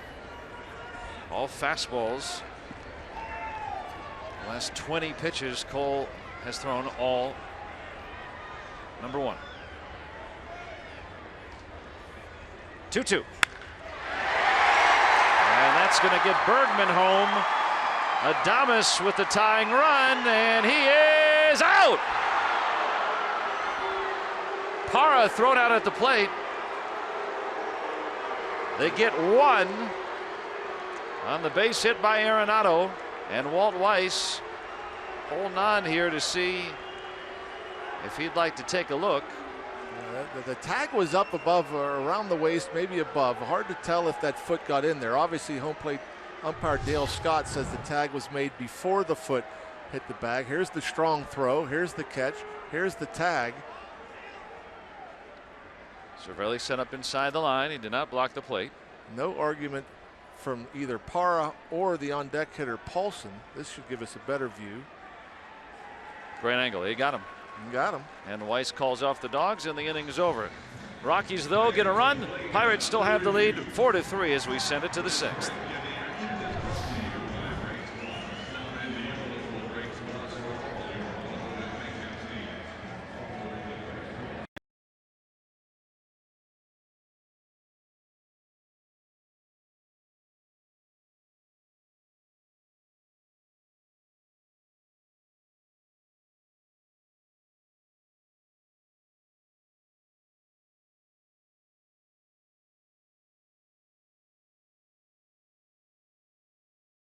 Appeared into the dugout. Now I wonder if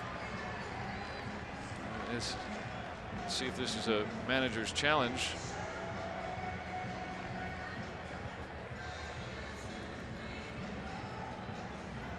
Well, the replay we just saw showed that. Let's see this again. This is a great angle. Cervelli has control of the ball, right? And the call indeed says that Parra is out, and the Pirates still have the lead.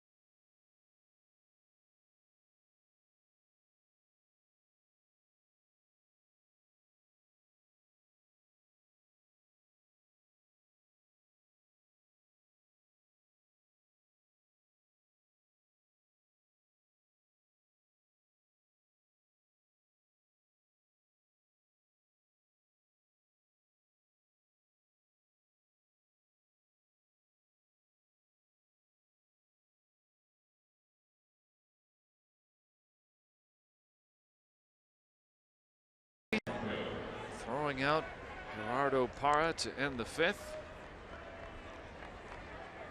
Keeping the lead. That's no easy task. Now Parra, the leadoff hitter, runs well.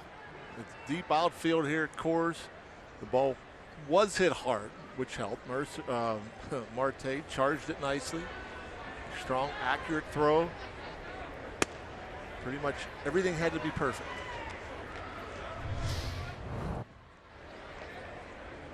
And here's the angle that shows. There's the tag. Marte's 3rd outfield assist now, and leads the league as he did last year. Polanco leads things off, struck out and intentionally passed back in that 3rd inning. This one hit into the corner, and extra bases for Polanco. He'll start the 6th with a leadoff double. That is, again, that's a different swing than we saw a year ago. And that is short and compact and through it. You know, a lot of times he'd get a fastball in, and if he'd hit the barrel to it, he'd pull it foul. This time the hands are inside it. That pitch is off the plate and easily keeps it fair. So often we saw him turn on fastballs, but more times than not, he'd come around it a little bit. He'd hook it foul. Now the hands working so much better. Cole trying to move him over.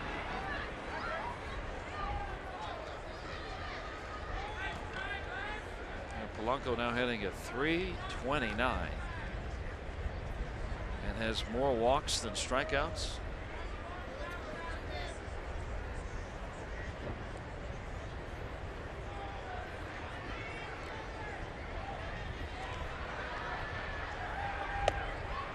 And he's swinging away.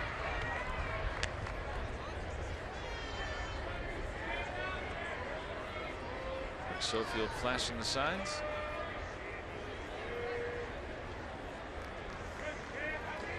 They should hold up cards like in college football, right? Yeah. Oh, the duck means bunt. No, in this situation, it doesn't matter if the other team knows or not. You know, if you're going to bunt, you know, they're playing the bunt no matter what.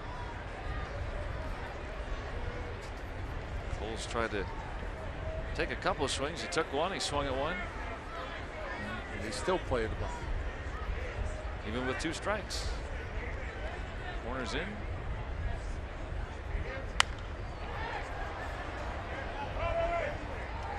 Now if you bunt foul with 2 strikes, you're out. If you swing foul with 2 strikes, you can do that all night long. And it looks like Garrett's trying to push the ball the other way. Clint Hurdle has confidence in Garrett that he can put it in play and still move Polanco over.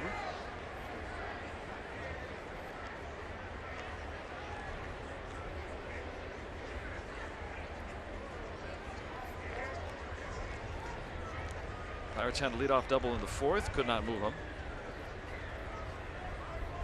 They got on the board early against Jorge De La Rosa. 3 home runs tonight, a couple by McCutchen. David Freese with his first as a Pirate. 1-2.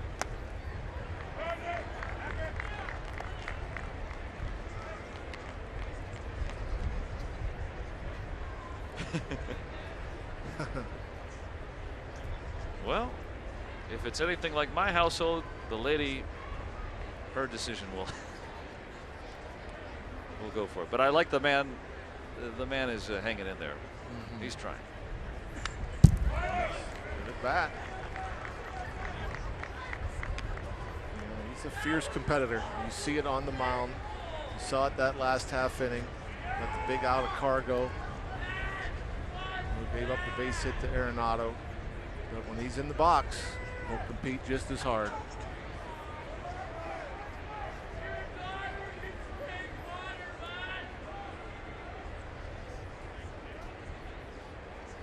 I wonder if pitchers watch their hitting tapes.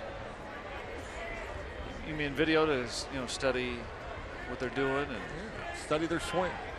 Hitters do. I'm sure they watch every at bat. They go and I wonder, yeah, I mean, the starters, you know, they got some time between starts. Maybe they do now. Good question. Hold down on strikes.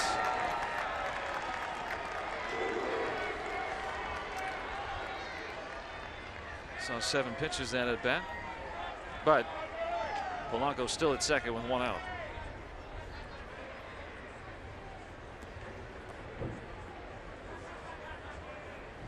Jordy Mercer trying to move him over. He was stuck after a leadoff double back of the 4th. Bergman, who picked up for De La Rosa. Hey, stay warm any way you can.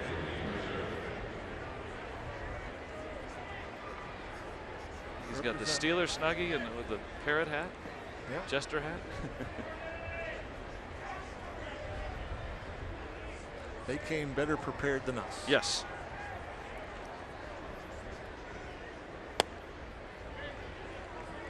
We had the we were a little fearful, I think, this afternoon when it was raining and in the 30s.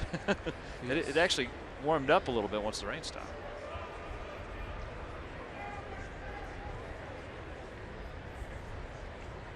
Pitchers going to their mouths a lot. Now a strike in there to Mercer.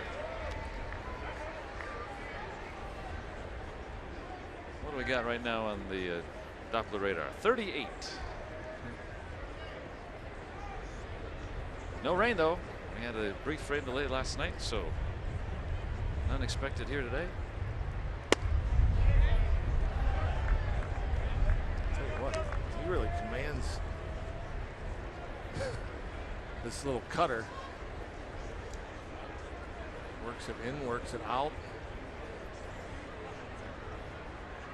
He's not bothered by the cold. He's got shirt sleeves on. It's a dry cold out here. A dry cold. They seem bothered by it.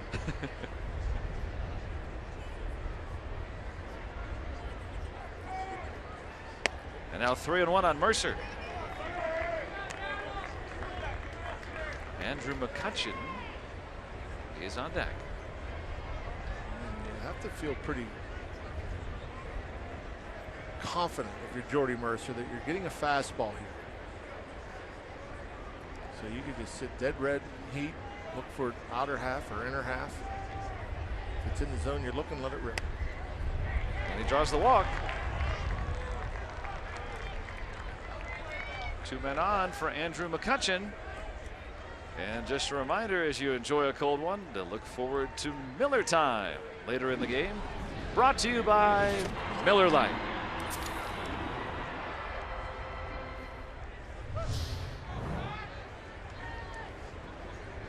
Trying to be too fine with that fastball to Mercer.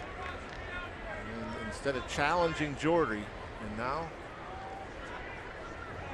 one of the best in baseball. A 1-run lead, 2 on, 1 out. He's already hit 2 home runs.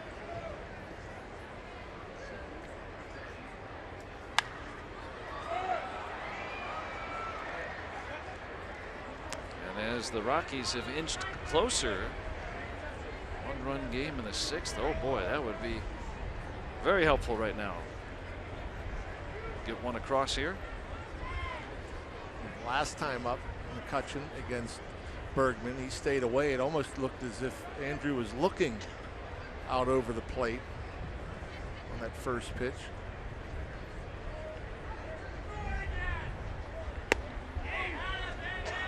Now 1-1. Both the home runs that McCutchen's hit over 430 in distance.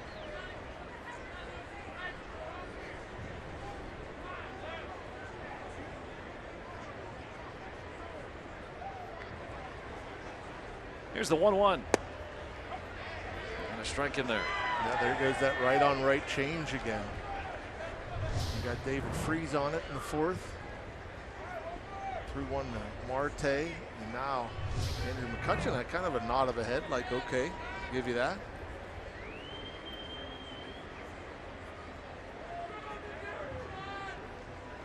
One, two, blasted into right.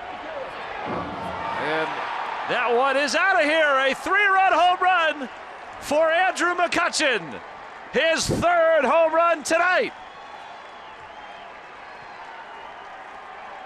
Andrew McCutchen, not once, not twice, but thrice. 3 home runs for Kutch. And that was a bullet. Wow.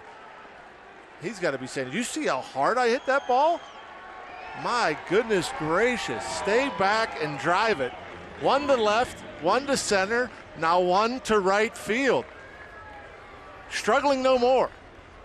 A 3 home run night for Andrew McCutchen. His 2nd of his career. And a huge 3-run home run to put the Pirates up 7-3. Wow. You'll see the pitch. Look where it's up, out over the plate. The catcher, Walters, wanted it off the plate. Makes a mistake. McCutchen makes him pay. Got to go back to August 1st, 2009. 2nd time in McCutchen's career with 3 home runs in a game. What a night. And it's just getting started. He'll have another chance.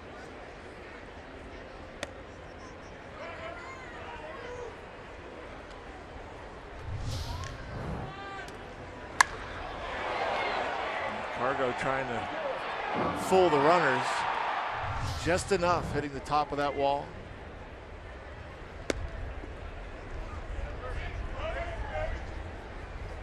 McCutchen's home run, StatCast says 392. And hit at 104 miles an hour. You deserve some purple drink right there, that's for sure. Now, how about that day off? Think that's worked out? Yeah, I'd say so. David Freese caught looking. That's a 2nd out.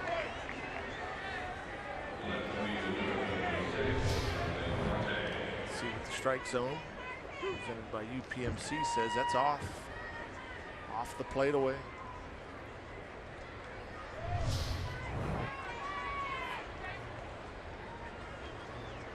Now Walt Weiss. McCutchen with 5 RBIs tonight. And the pitching change here in Colorado. Whole new ball game again. 7-3 Bucks.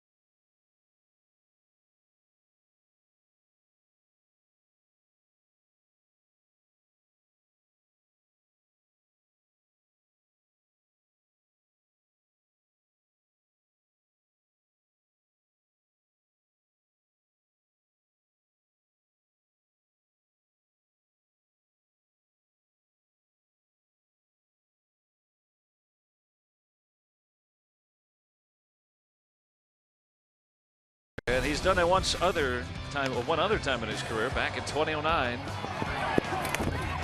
And in PNC Park against the Nationals. There's 2. There's the trifecta. Much more impressive tonight. Probably got 250 feet more distance-wise. Yeah, the 3 home runs he's hit literally about a quarter of a mile's worth. What they, whatever it was that day off, whether it be mental, physical, adjustments being made. Here's another, just to show you a 3 home run night. There have been only 3 different Pirates to have a 3 home run game in the last 40 years. McCutchen's done 2 of them. One of yours, a former teammate. Ramos Ramirez back at 01. Have to be. Third one's tough. Marte getting in on the action. A long home run to left. And the Pirates have hit 5 home runs tonight.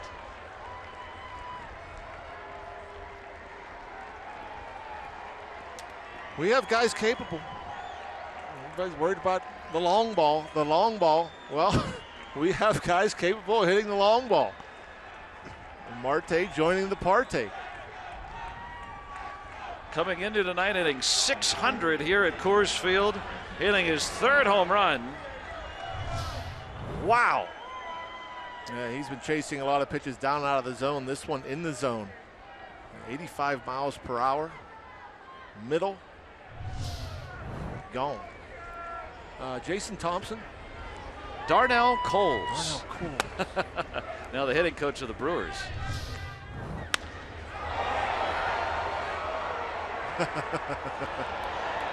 I told him to do that.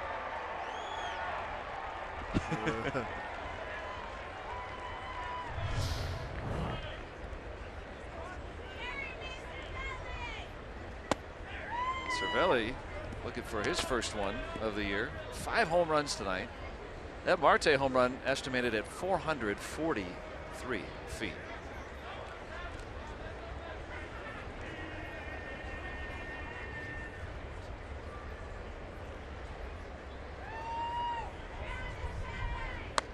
And Cervelli behind 1-2.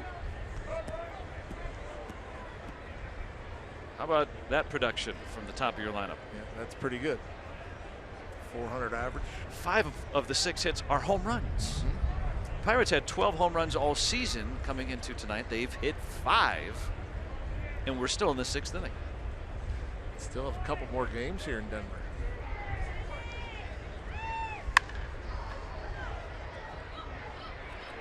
Adames. And McCutchen having quite a night.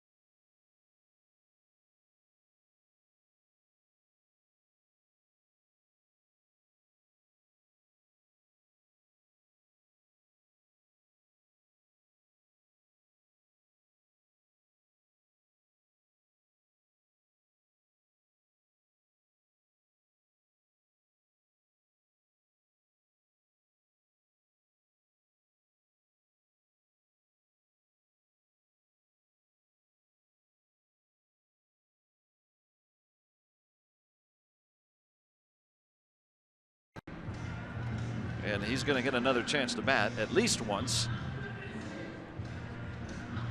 And Marte has hit one. Pirates with 5 home runs. And check out those tweets tonight. Kutch happens. Just showing off now. 3 home runs. That's hard to do. Yep. You know what killed the dinosaurs?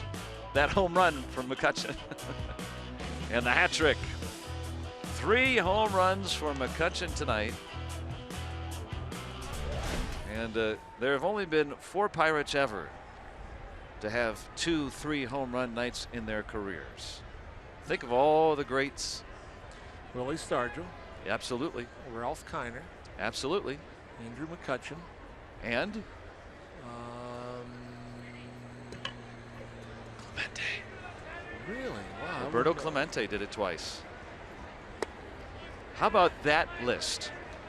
That's a list. It's a list. Talk about the greats. You got a pretty good list right there. McCutchen adding his name to that wonderful lineage. That's since 1913. I don't know if any of the guys in the dead ball era did it.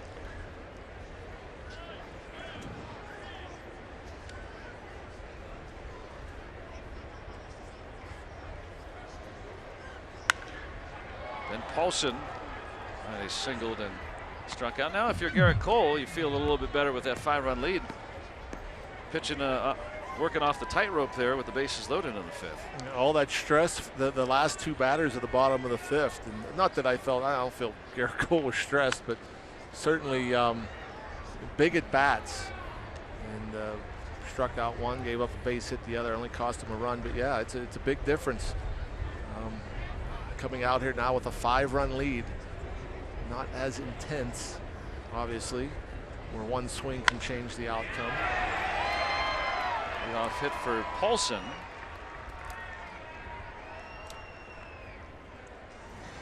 Rockies nickel and diming Garrett Cole.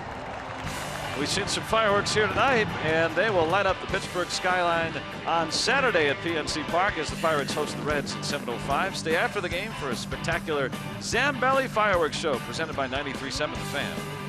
Get your tickets. Go to pirates.com. Come out and see the Bucks. They came all the way to Denver to do it.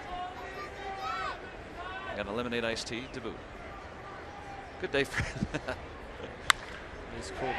Could be 2. It'll be nobody, as Harrison couldn't get it out of his glove.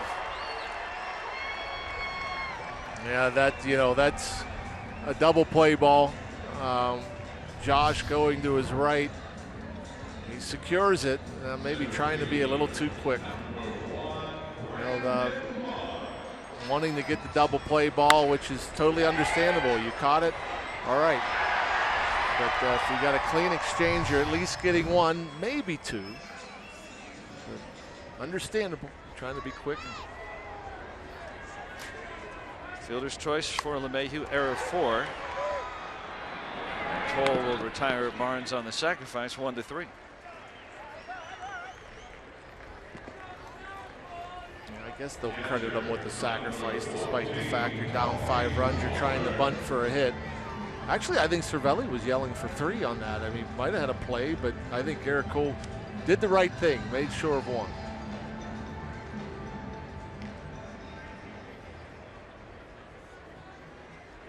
Well, on a night where the Pirates have hit 5 home runs, Andrew McCutchen hitting 3 in the 6th inning with 11 outs to go. You just can never feel comfortable at Coors Field. Harrison recovers to get the out. Paulson is in. LeMahieu moves to 3rd. Walters hitless in his last 18, but he drives in a run there. Off the heel of the glove, and fortunate to be able to recover and still throw Walters out.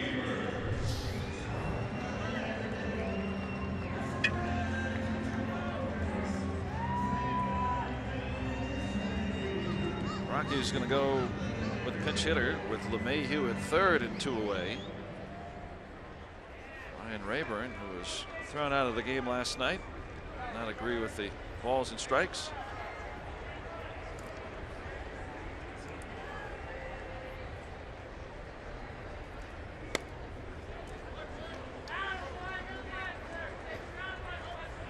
Lance Barrett was calling the balls and strikes last night.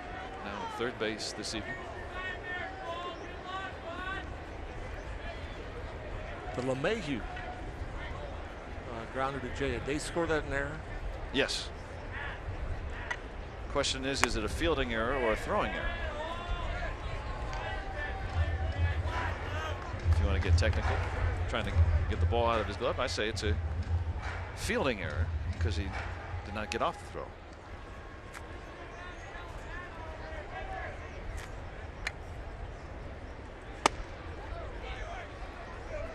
Now 2-1 on Rayburn.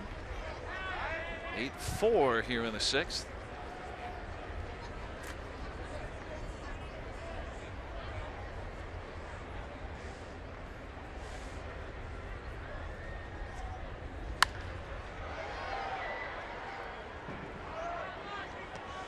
Count even as Cole's pitch count moving closer to 100.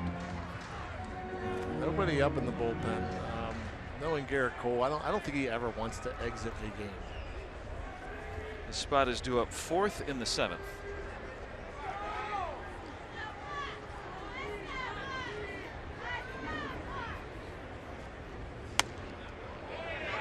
That just missed.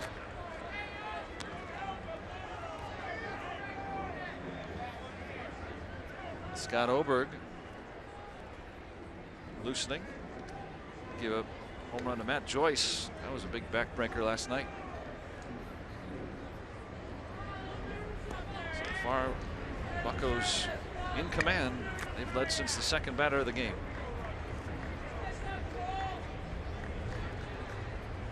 And Ryan Rayburn's going to work a 2-out walk.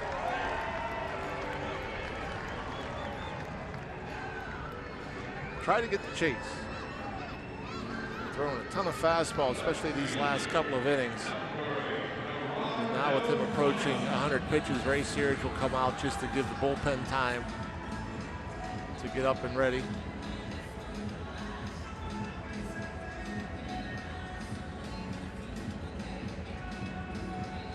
Are they supposed to start that 30-second clock when the pitching coach gets to the mound? It should be when he crosses the line because crosses then that's when it becomes an official visit. Okay. Yeah. They may have started it a bit early.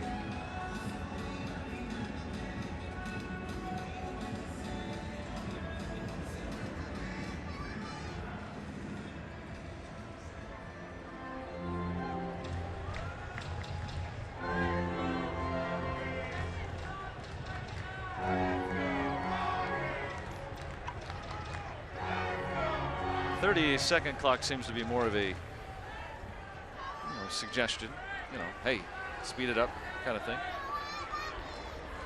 Well, the umpires are going out there once it expires.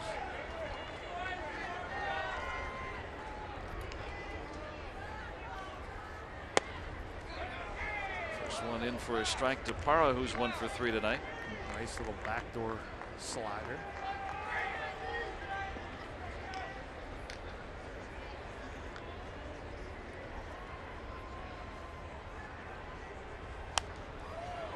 Quickly ahead, 2 strikes. The Rockies have collected 8 hits off Garrett Cole. It's kind of nickel and diming him, a little poke here and there here in this ballpark, and Cole has kept any inning from becoming a crooked number.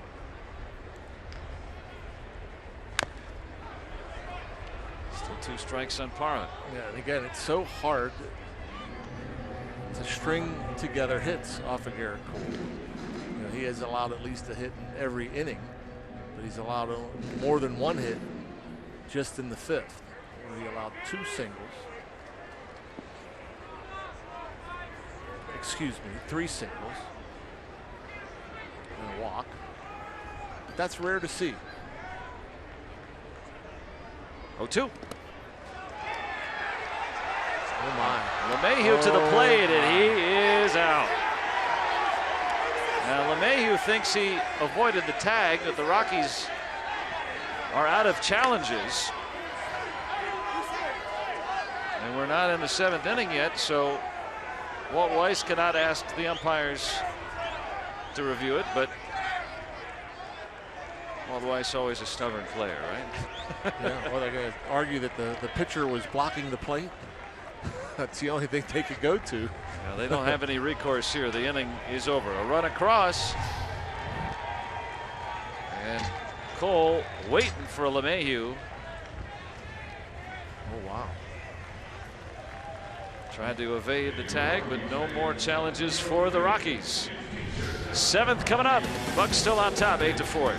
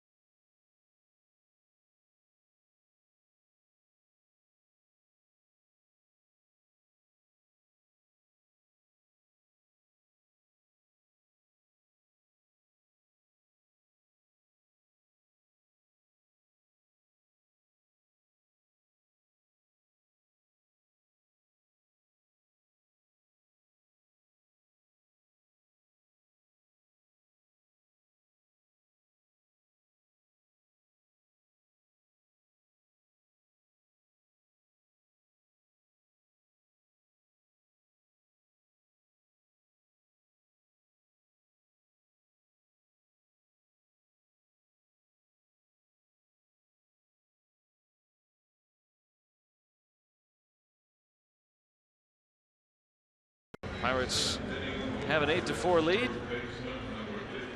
And DJ LeMahieu trying to score on that ball that skidded away from Cervelli. Great look on our Allegheny Health Network Supermo. I think Eric Cole just holding a glove there, and that is a pretty nifty slide as he avoids the glove with that front leg, and it looked like he got around it and hit the bag before Garrett. It's a bad decision there. You don't deserve a replay challenge if you're going to go and get thrown out by 10 feet at home plate on a wild pitch and your team is down by 4. You have to be certain that not only are you going to score, but you're going to score standing up. Not a good, smart decision. And I always hear you say too, you know, if you're going to go right away. And certainly hesitated. Tried to read that ball. Now, if it's a tie game, or maybe you're up 1 or down 1, maybe you take that risk. But when you're down 4, no, can't make that out.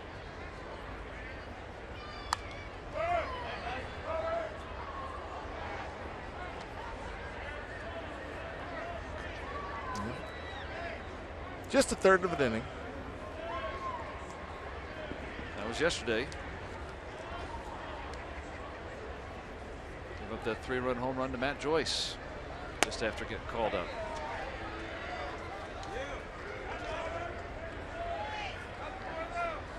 Already the 4th pitcher of the night for the Rockies because Jorge De La Rosa left the game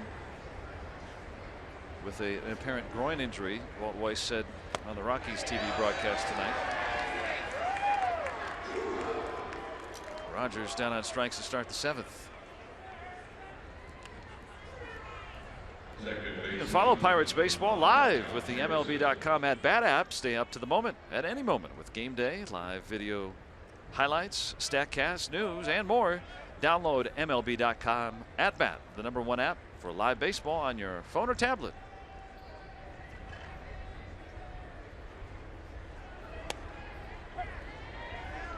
Josh Harrison, a 2-out run scoring single back in the 1st, extending that hitting streak to 6 games. Also walked tonight.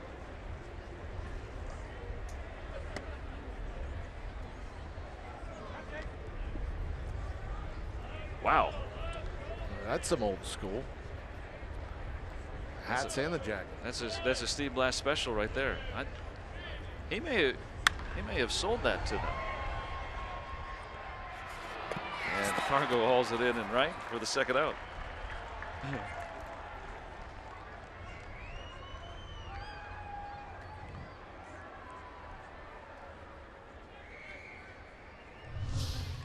Hit pretty well.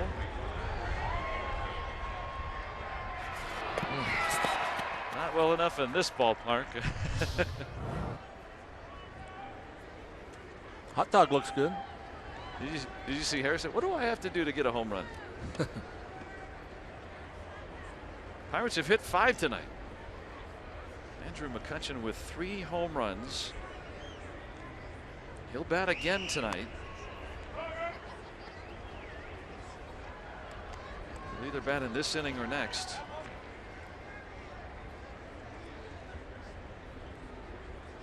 Chance for a 4 home run game for McCutchen. That has not been done in baseball in almost 4 years.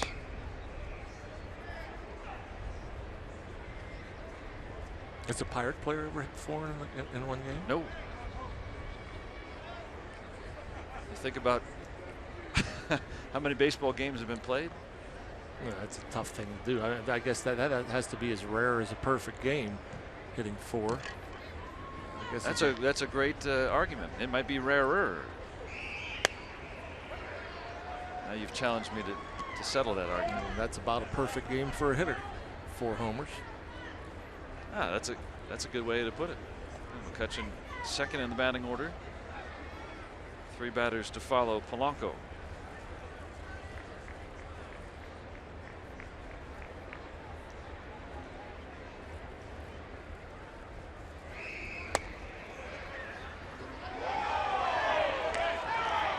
Pirate dugout. Couldn't believe it. Called that a strike. You heard them all at once. Whoa, that pitch is almost in the dirt.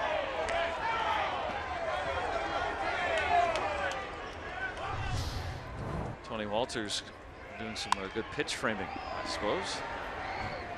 And you notice Dale Scott didn't even respond. He knew he missed it, so he'll let them yell at him for a minute. Time to stretch on this Tuesday night. 8-4 Buccos.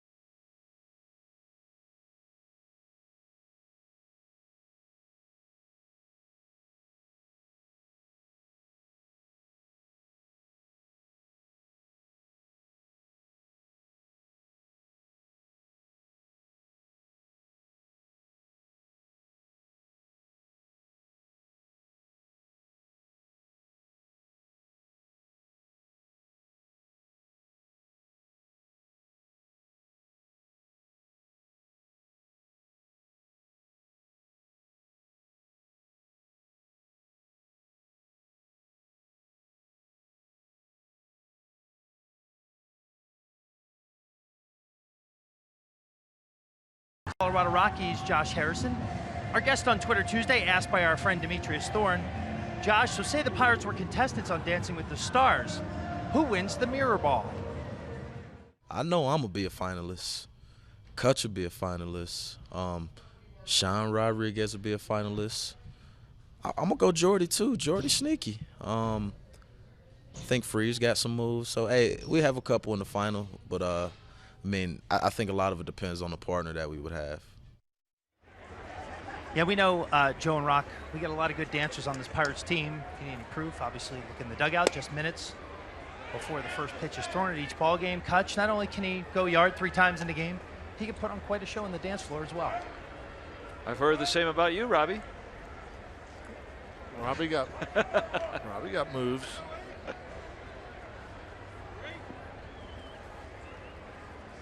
No chance here. No. 0. No. Less than 0 for me. Here's some changes. Sean Rodriguez. Happy birthday, number 31 for number 3. And Archimedes Caminero. 55.40 ERA. Picked up his first save.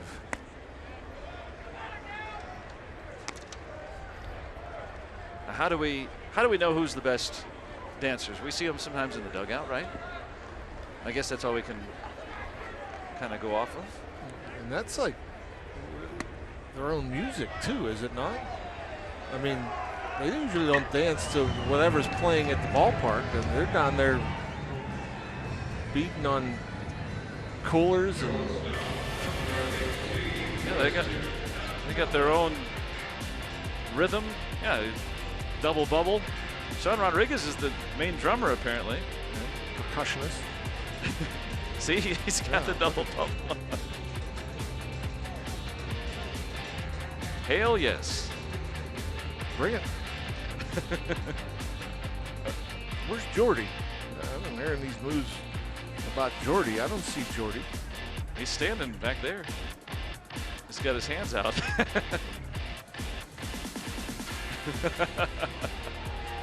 Dancing with the Stars.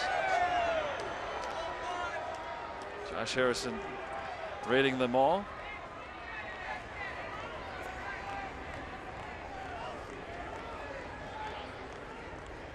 Big star tonight, Andrew McCutchen with 3 home runs. He's due up 3rd in the top of the 8th. Christian Adames been on base all 3 times.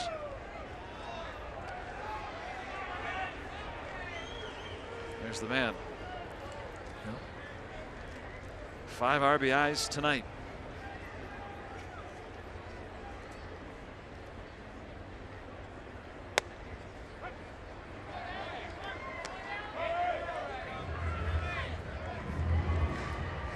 Well, Rocky, you were asking last inning, you said that the perfect game for a hitter, you know, having a 4 home run game. There have been 14 such instances all time. Yeah, no surprise. Fewer than perfect games thrown by pitchers.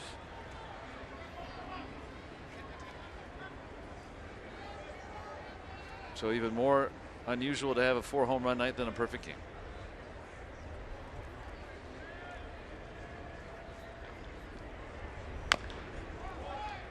Well, 2-2. How about Caminero? A really gutty performance back on Sunday. Yeah, indeed. Putting that closer's role in extra innings.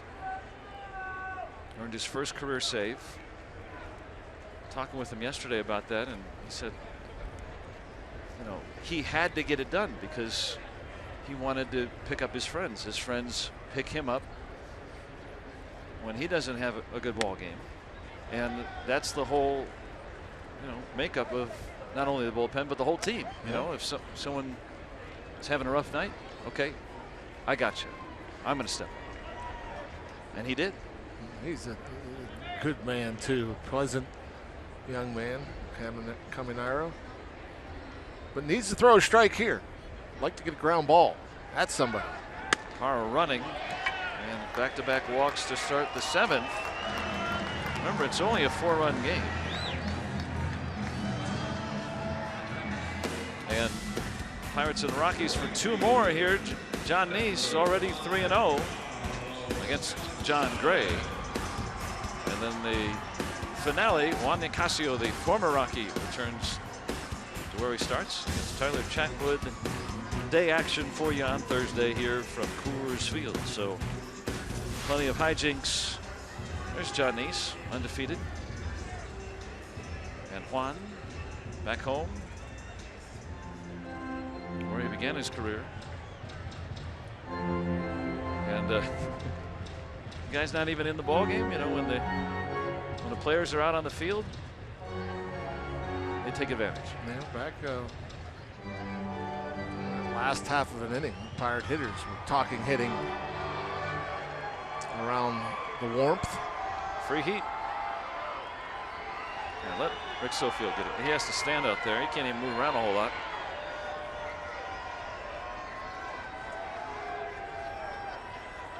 So back-to-back walks ahead of Carlos Gonzalez.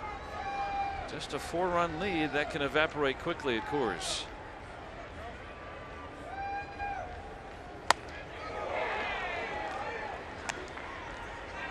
You're talking about it with Cole. When you've got that plus fastball, that's really an equalizer against these big power hitters, huh? Yes, it is. You know, especially when you get ahead with it, you can move it around, go upstairs. But it makes your breaking stuff more effective as well. I mean, you blow a fastball by a hitter. They want to try to cheat, start things a little sooner, more likely to chase. Flared into center, and McCutchen able to haul it in for the first out.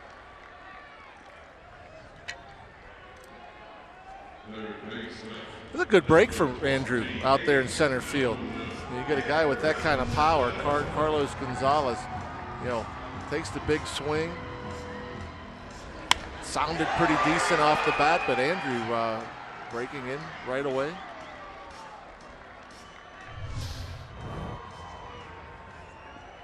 He's just having a great night.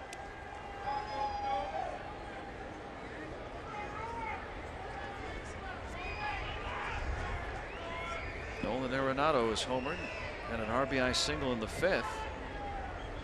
Rockies have had 2 men thrown out at the plate tonight.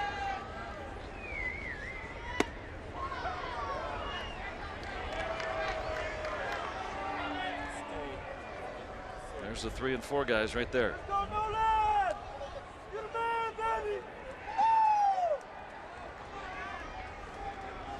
Arenado has that mask around his neck that he pulls over when he's out in the field. And he's behind 2 strikes. Nice breaking ball there, 91 miles per hour. I don't think Arenado liked the call, but has to battle now behind in the count 0-2. Nothing wrong with that pitch. In fact, that's not a whole lot different than the pitch location-wise that he hit out back in the 4th. This might be 2. Nice friendly hop. And that gets him out of the inning. Easy breezy. Archimedes Cabanero walks the first 2, but gets Cargo and Arenado. And due up 3rd coming up here in the 8th. Could it be the 4th home run for Andrew McCutchen? We'll find out next.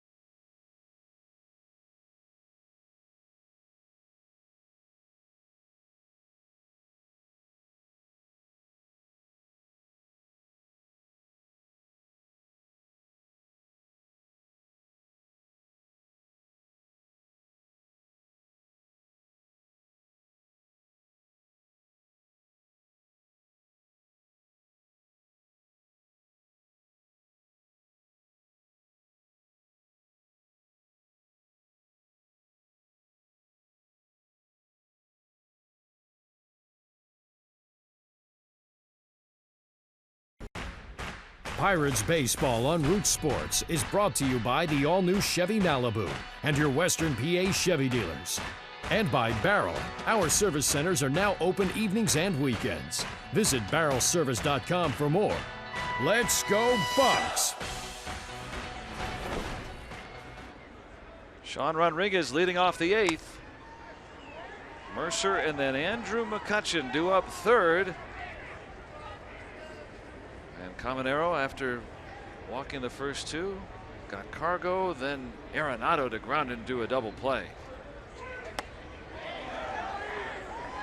2 strikes to Rodriguez, who has been on base half the time this year. Half the time. OPS 1.333. It's pretty good. On base plus slugging. Oberg's 0-2. And he has retired the 4 men he's faced. Not an easy thing to do. Come off the cold bench. Andrew McCutchen on deck now. A sense that we could see history. No Pirate has ever hit 4 home runs in a game. And it's only been done 14 times in baseball history.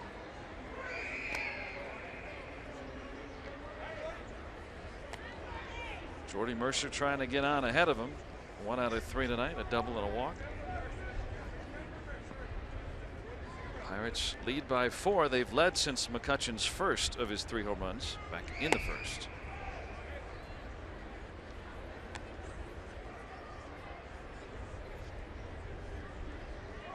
Chilly night here. Plenty of entertainment for these folks, though.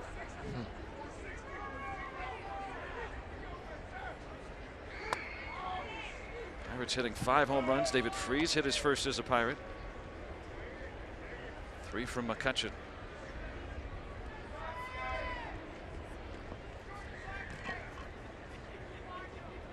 Got the day off yesterday and really having a fine night, to say the least. Yes. He's back.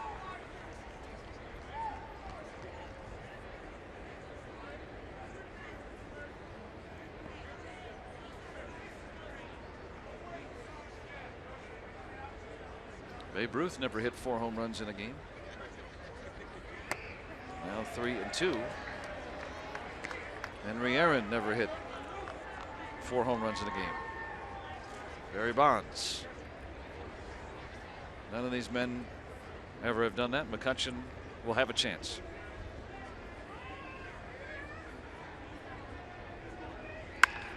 And Mercer will get on for him. 2-hit night for Jordy Mercer.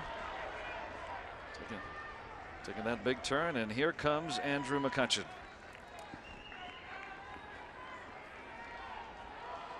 Center fielder. It's the last time we've seen a 4 home run game. Almost 4 years ago.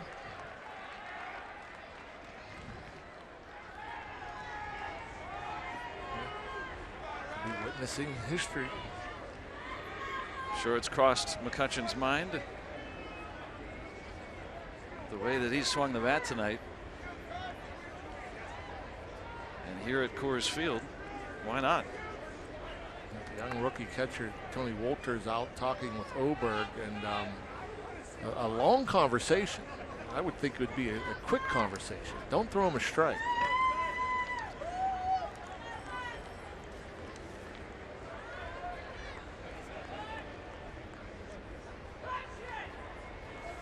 McCutchen without an official at bat against Oberg.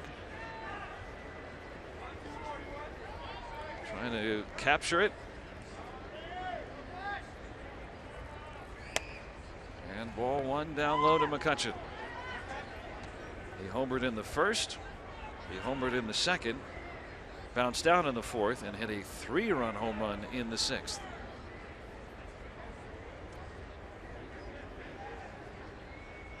From Oberg. Ooh, both those pitchers pretty close to being strikes. Andrew ahead in the count 2-0. The first one a bit down, the second one a bit in. Does he get 2-0?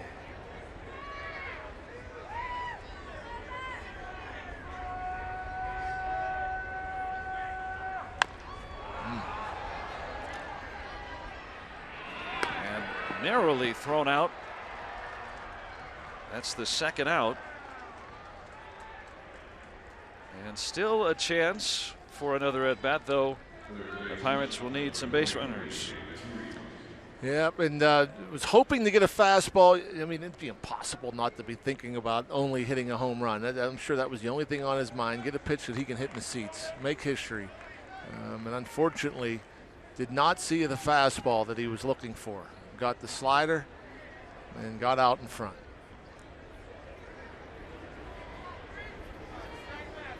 Well, the Pirates are leading baseball in getting base runners on. Maybe they'll extend this inning, and perhaps we'll see McCutchen once more.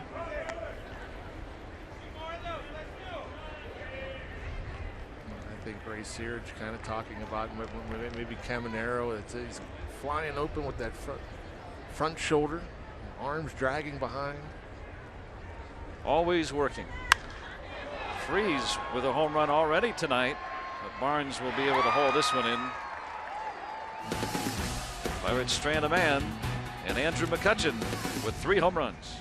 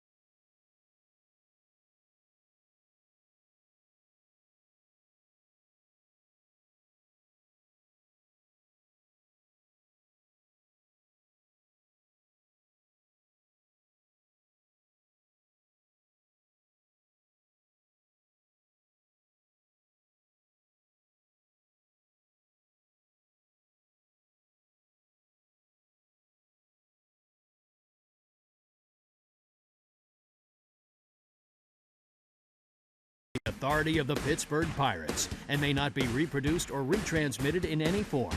And the accounts and descriptions of this game may not be disseminated without the express written consent of the Pittsburgh Pirates. And John Neese takes the mound tomorrow night as the Pirates get ready for Game 3 of this series against the Rockies. Our coverage begins at 8 o'clock with Pirates pregame presented by WB Mason, right here on Root Sports.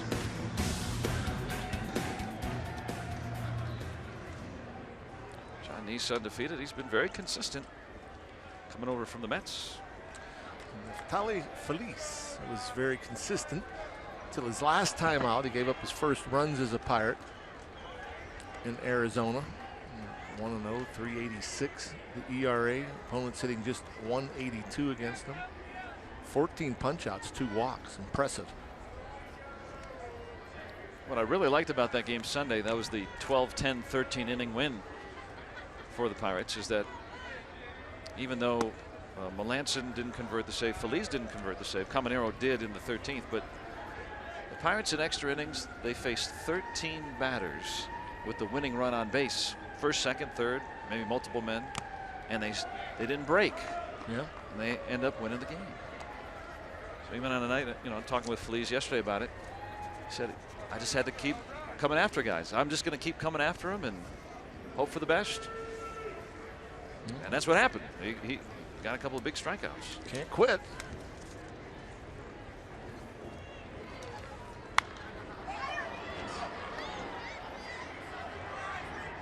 Paulson will pop out to short. By the way, he didn't give up his first Pirate runs on Sunday. That was he gave up 2 runs. Well, just about. He's been so solid. First runs he gave up was a homer to Ryan Braun. Just seemed like it. When I'm working, it was his first runs he had allowed. Mayhew fouls it off. Well, this is the kind of game that the Pirates have not had very often. Lead early, 6 innings from a starting pitcher, you know, then you can go with the bullpen the way you want it, set it up. Kind of was like that last night, but the bullpen was so battered from that 13-inning game that there was some unorthodox relievers. Scahill and then Schugel came on after a nice outing from Jeff Locke. Yep. Tidy. But it still worked. Give some guys some rest.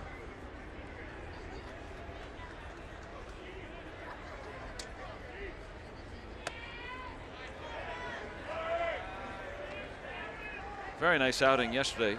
You were talking about the sequencing too, that he was really keeping hitters off balance yesterday. Yes, he was. I mean, he has the fastball and he likes to pitch inside, and we saw a lot of that, but he also mixed in a bunch of changeups. Not many curveballs, but the changeup was working for him. Also worked the fastball away. Worked up in the zone at times. He admitted he got maybe a little help from the umpire. Maybe that's why the strikeouts were so high, but he pitched a very good ball game yesterday. Everybody knows he got some help, but that's baseball. Both sides got help, you know. And just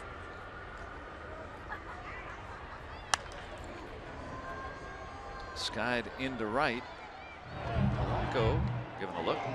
You know, the key to me, Locke just stayed out of the middle of the plate, you know, regardless of what he got. And help or otherwise from home plate umpire. He got some swings, he got chases.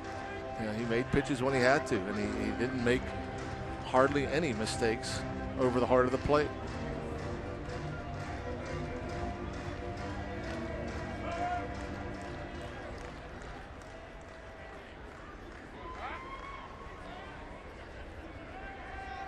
Now 2-2 on LeMahieu. And Naftali Feliz back on Sunday in that 12th inning threw 40 pitches. And he was going to face, when he struck out Tomas to end it, that was going to be his last batter because the bases were loaded. Either the game was going to end or he was going to get Tomas out. I'm a little surprised he's in the game tonight after that.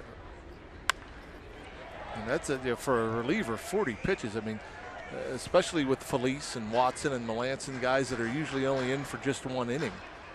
You know, if they throw 25, that's a lot of pitches. So 40 is quite the workload.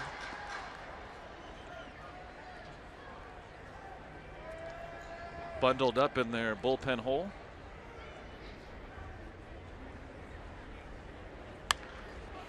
LeMahieu fighting off several from Feliz. Already 8 pitches in this at bat. Fastball 93 to 95, so it looks like his arm is fresh. Fresh enough, at least.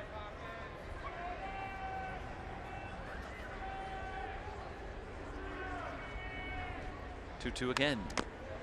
Watch out. Got Brandon Barnes.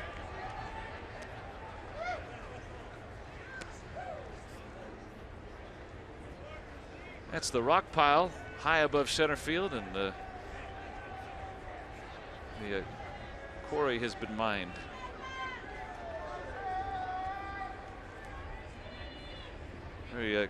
Very cool night here. They announced more than 20,000 paid to be here, and several thousand hardy people here at game time. The temperatures dipped into the 30s.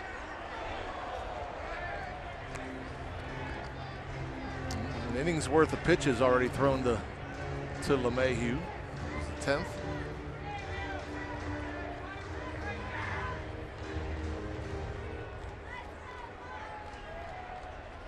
He has fouled off 6 in a row.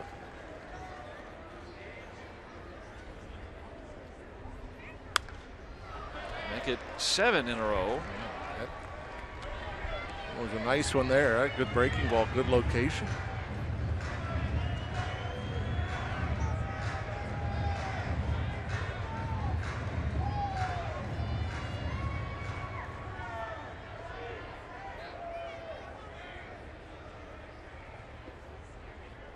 Try another. Now full 3-2. First time All-Star last year, DJ LeMahieu. And he's been behind late on all these fastballs, fouling him off to the right side, and he has to figure he's getting a fastball here, 3-2.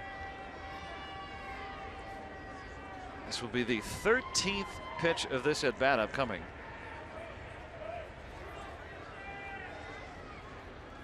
Here it is. And he walked him. Not a fastball.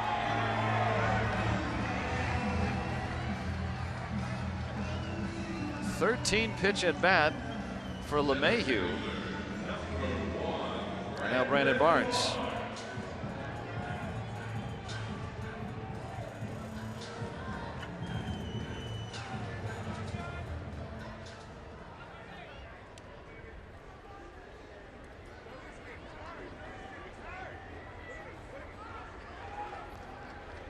Barnes tonight 0 for 2. He's driven in a run on a bounce out.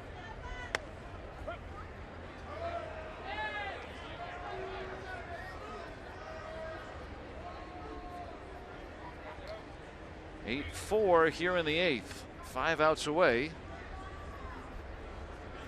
Never easy in Coors Field. Nope.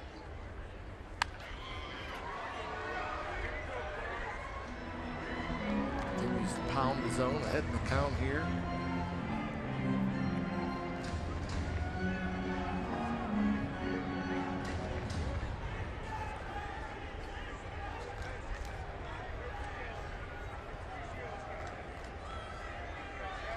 Oh, 2. Barnes fouls it off. Well, let's not do this again. Tony Watson now up. Yeah, have to get him loose. Can't have Phillies having another extended outing again. Left-handed batting Tony Walters would be next, but they have the righty batting Hundley, the other catcher. Struck him out. 94 under the hands. Look where Cervelli's set up. Look where the pitch location is.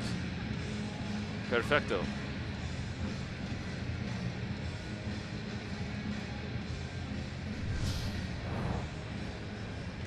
You think that's easy to do whenever you got that the game in the when you go to your church carnival or whatever, and you try to throw it through the little cutout or whatever? You can't do it. Well, maybe you could. I can't do it. These guys, when they throw on the side, they can pretty much throw it wherever they want. When they're free and easy and just they're major league pitchers for a reason. Not only because they have great arms. There's a lot of guys that never get to the big leagues with great arms because they can't throw it where they want. 1-1 on Walters, hitless in his last 18. Walters was in Double-A Akron a year ago. A catcher in the Cleveland Indians organization. Double-A Akron. And he hit 209. And he makes the opening day roster here in Colorado. That is pretty amazing. And he's the final out in the 8th. 9th coming up. Still 8-4.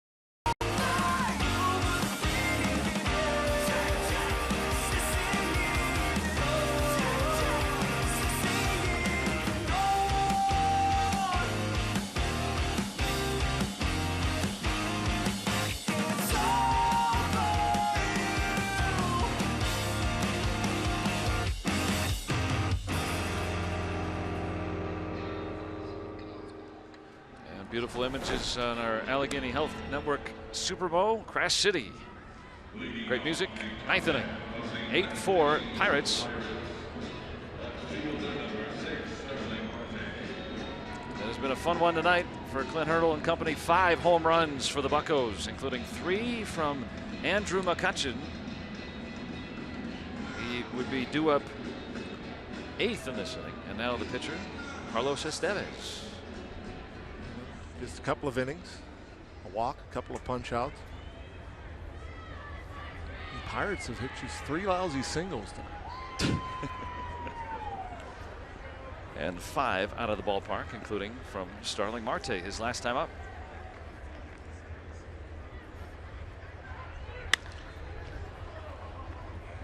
And Adames has the first out. Pretty clever job by the people here at Coors Field. Carlos Estevez, the pitcher. That is the given name of Charlie Sheen, the actor who played the pitcher Ricky Vaughn in Major League. And of course, what song do they play when he comes out?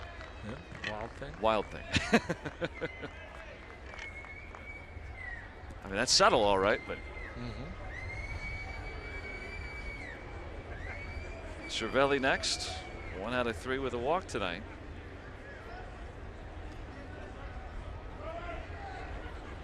Matt Joyce will follow, batting for Phillies.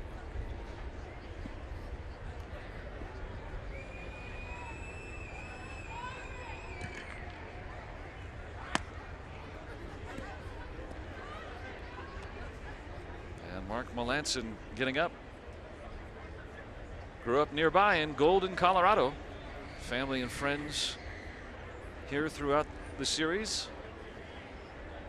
Matt Joyce, who homered yesterday, to follow.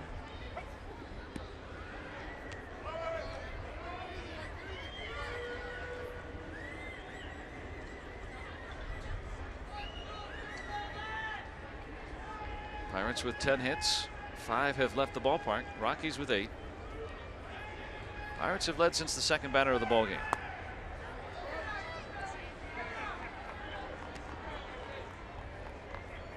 Cervelli had to tie his shoe, I think, or restrap his ankle guard. Yeah, the foot guard came up. One of the straps came loose.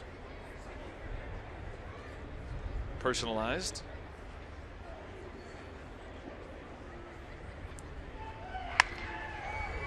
Through the middle, and Cervelli with another base hit. Never gives away an at bat. Doesn't matter the score. I say it all the time, but it amazes me how consistent and how professional his at bats are.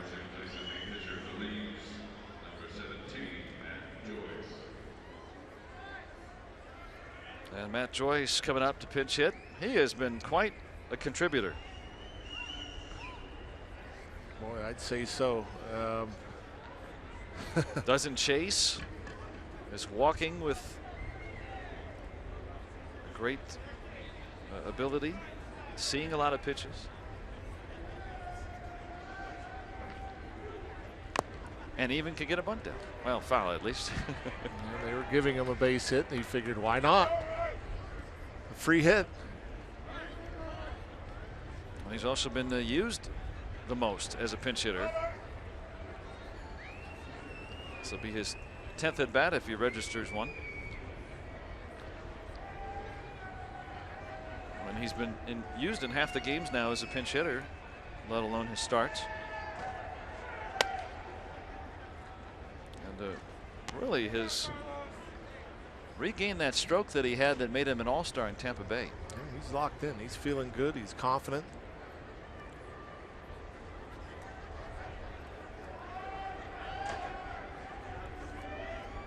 One from Estevez. Joyce was in the starting lineup yesterday.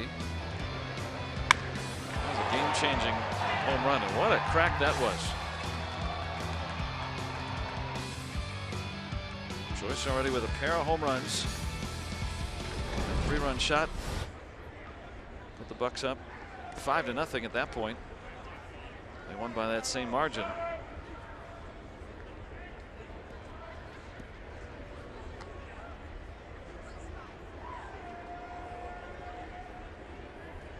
He's got a man on. You can never have enough runs at Coors.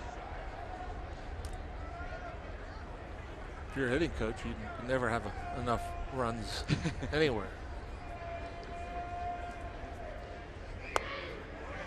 Now full 3-2 on Joyce. Remember, if the Pirates just keep this inning going, there is a slight chance that Andrew McCutchen could get a 6th at bat tonight with 3 home runs. And the way this team has worked their at bats, you never know. And you mentioned Joyce, 1 for 9 as a pinch hitter. He had 5 walks to that. So he's been patient in this role. Yeah, he's been on base almost half the time this year. Half. Yeah.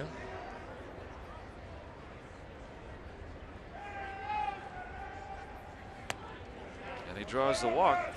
So now he's been on half the time. So literally it's a coin flip whether Matt Joyce will reach or not. Yeah, again, it's a patient approach and making the pitcher work. He wasted a couple pitches. On base again.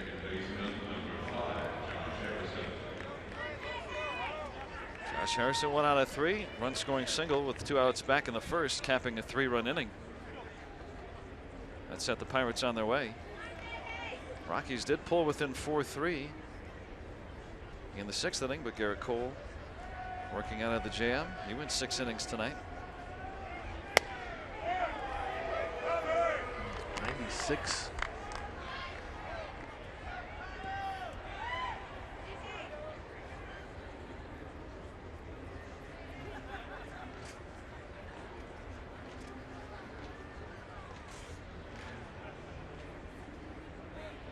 Bucks on the pond for Harrison. Now 2 strikes on him.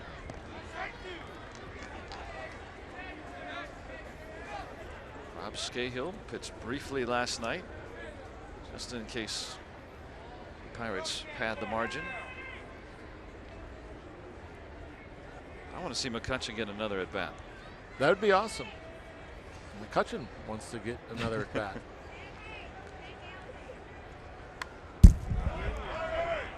Still 4 batters away after Harrison, though, but with 1 out and a couple of men on. Keep the line moving. Will McCutchen get a chance at a 4th home run?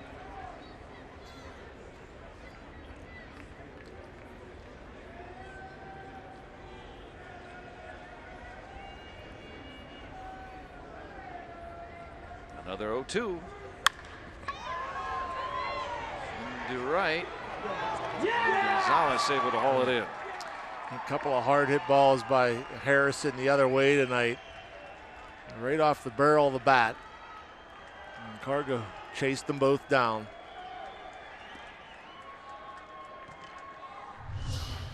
Yeah, a little bit off the front foot for Jay Hay. Ball slicing.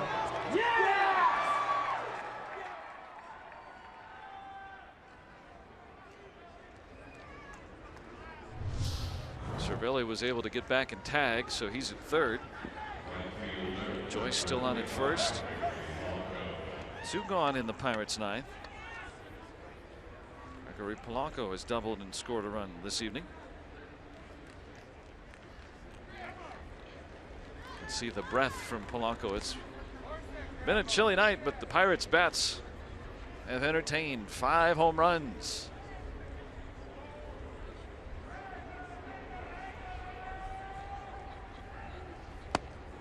Ball 1 to the lefty batter.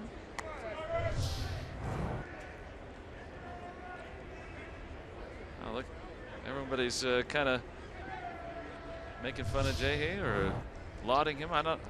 He does that with the little toe taps.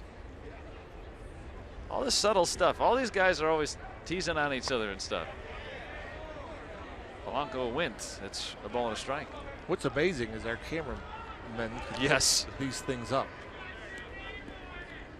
That is correct.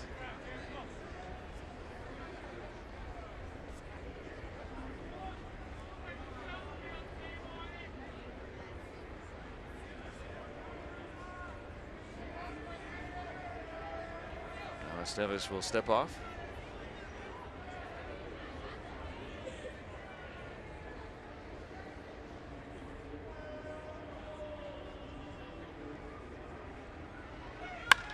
Hard hit and through, a base hit.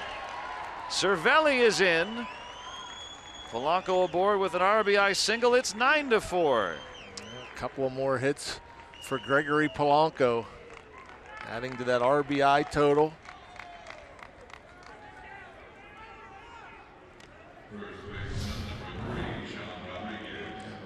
Look how quickly he gets that bat head through the zone. Flick of the wrists.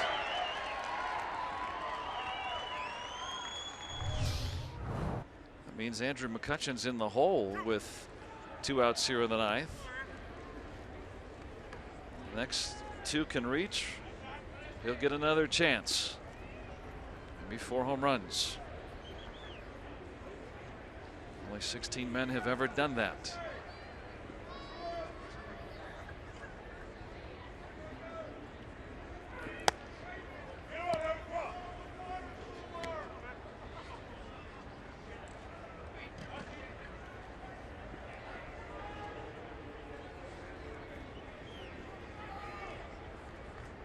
Joyce at second, Polanco at first. 9-4 Pirates here in the 9th.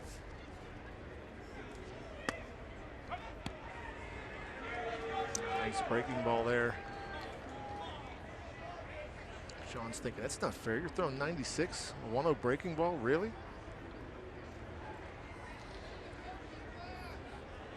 I don't think Carlos Estevez is going to get Sean Rodriguez a birthday gift.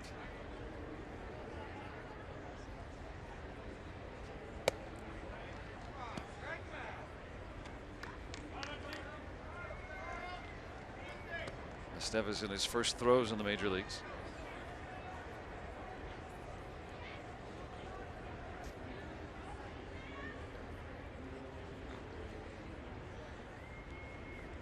Two-one. Another break. I think that's what J.A. may have been complaining about over there in the bench. Like, man, this guy's throwing cheese, throwing all these breaking balls.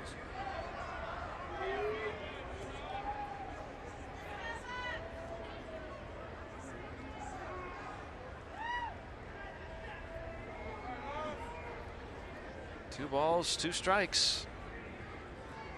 Jordy Mercer on deck, and then it would be McCutchen if it gets there. And then he tried to sneak the fastball by Sean. Sean able to waste it. And boy, is he taking advantage of his opportunities. And just 25 plate appearances, 11 RBIs.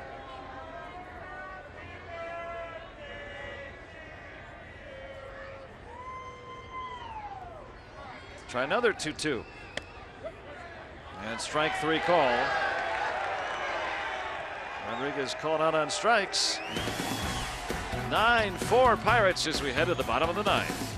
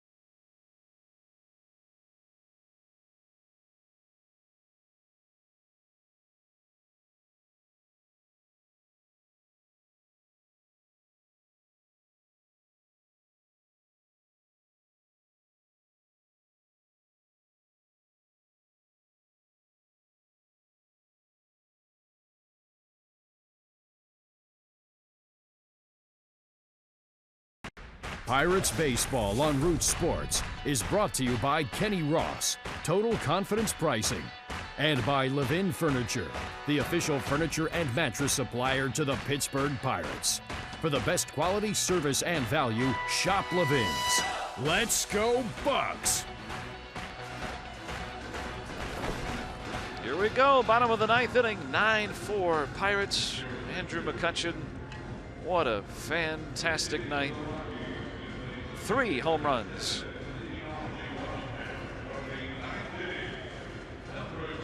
But we certainly don't want to see him have a chance at a fourth now. He was close, he was in the hole in the ninth inning, but had 5 at-bats tonight. One of 4 Pirates to have multiple 3-run home run, or 3 home run games in his career. Rob Scahill, 5 innings, a couple walks, 5 strikeouts, looking to finish this one off.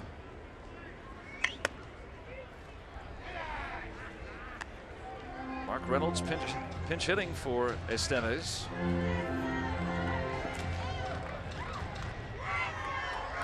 Then Parra and Adames before Cargo and Arenado. I'll try to tidy it up before those men get another chance. Pirates trying to win 7 in a row here at Coors in their 3rd straight.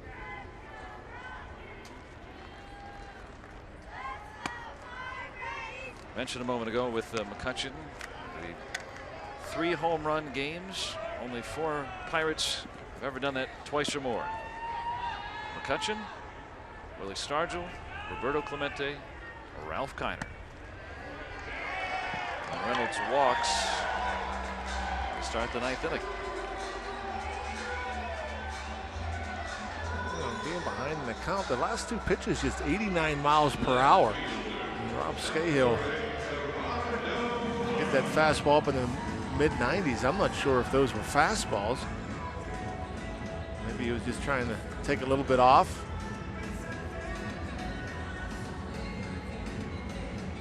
Scahill threw 12 pitches last night, but that shouldn't be enough to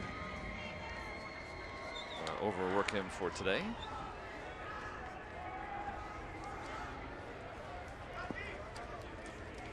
Now Parra, who has singled and walked 1 out of 3.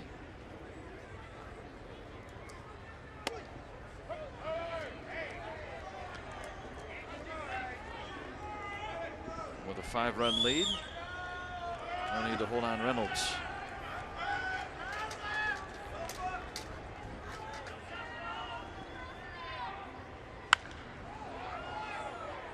And Reynolds was taking off on that pitch. A lot of managers are just discouraged that for the simple fact that you're down 5 runs and you're taking off with less than 2 outs and you hit a line drive or a soft pop-up at somebody. It's a double play.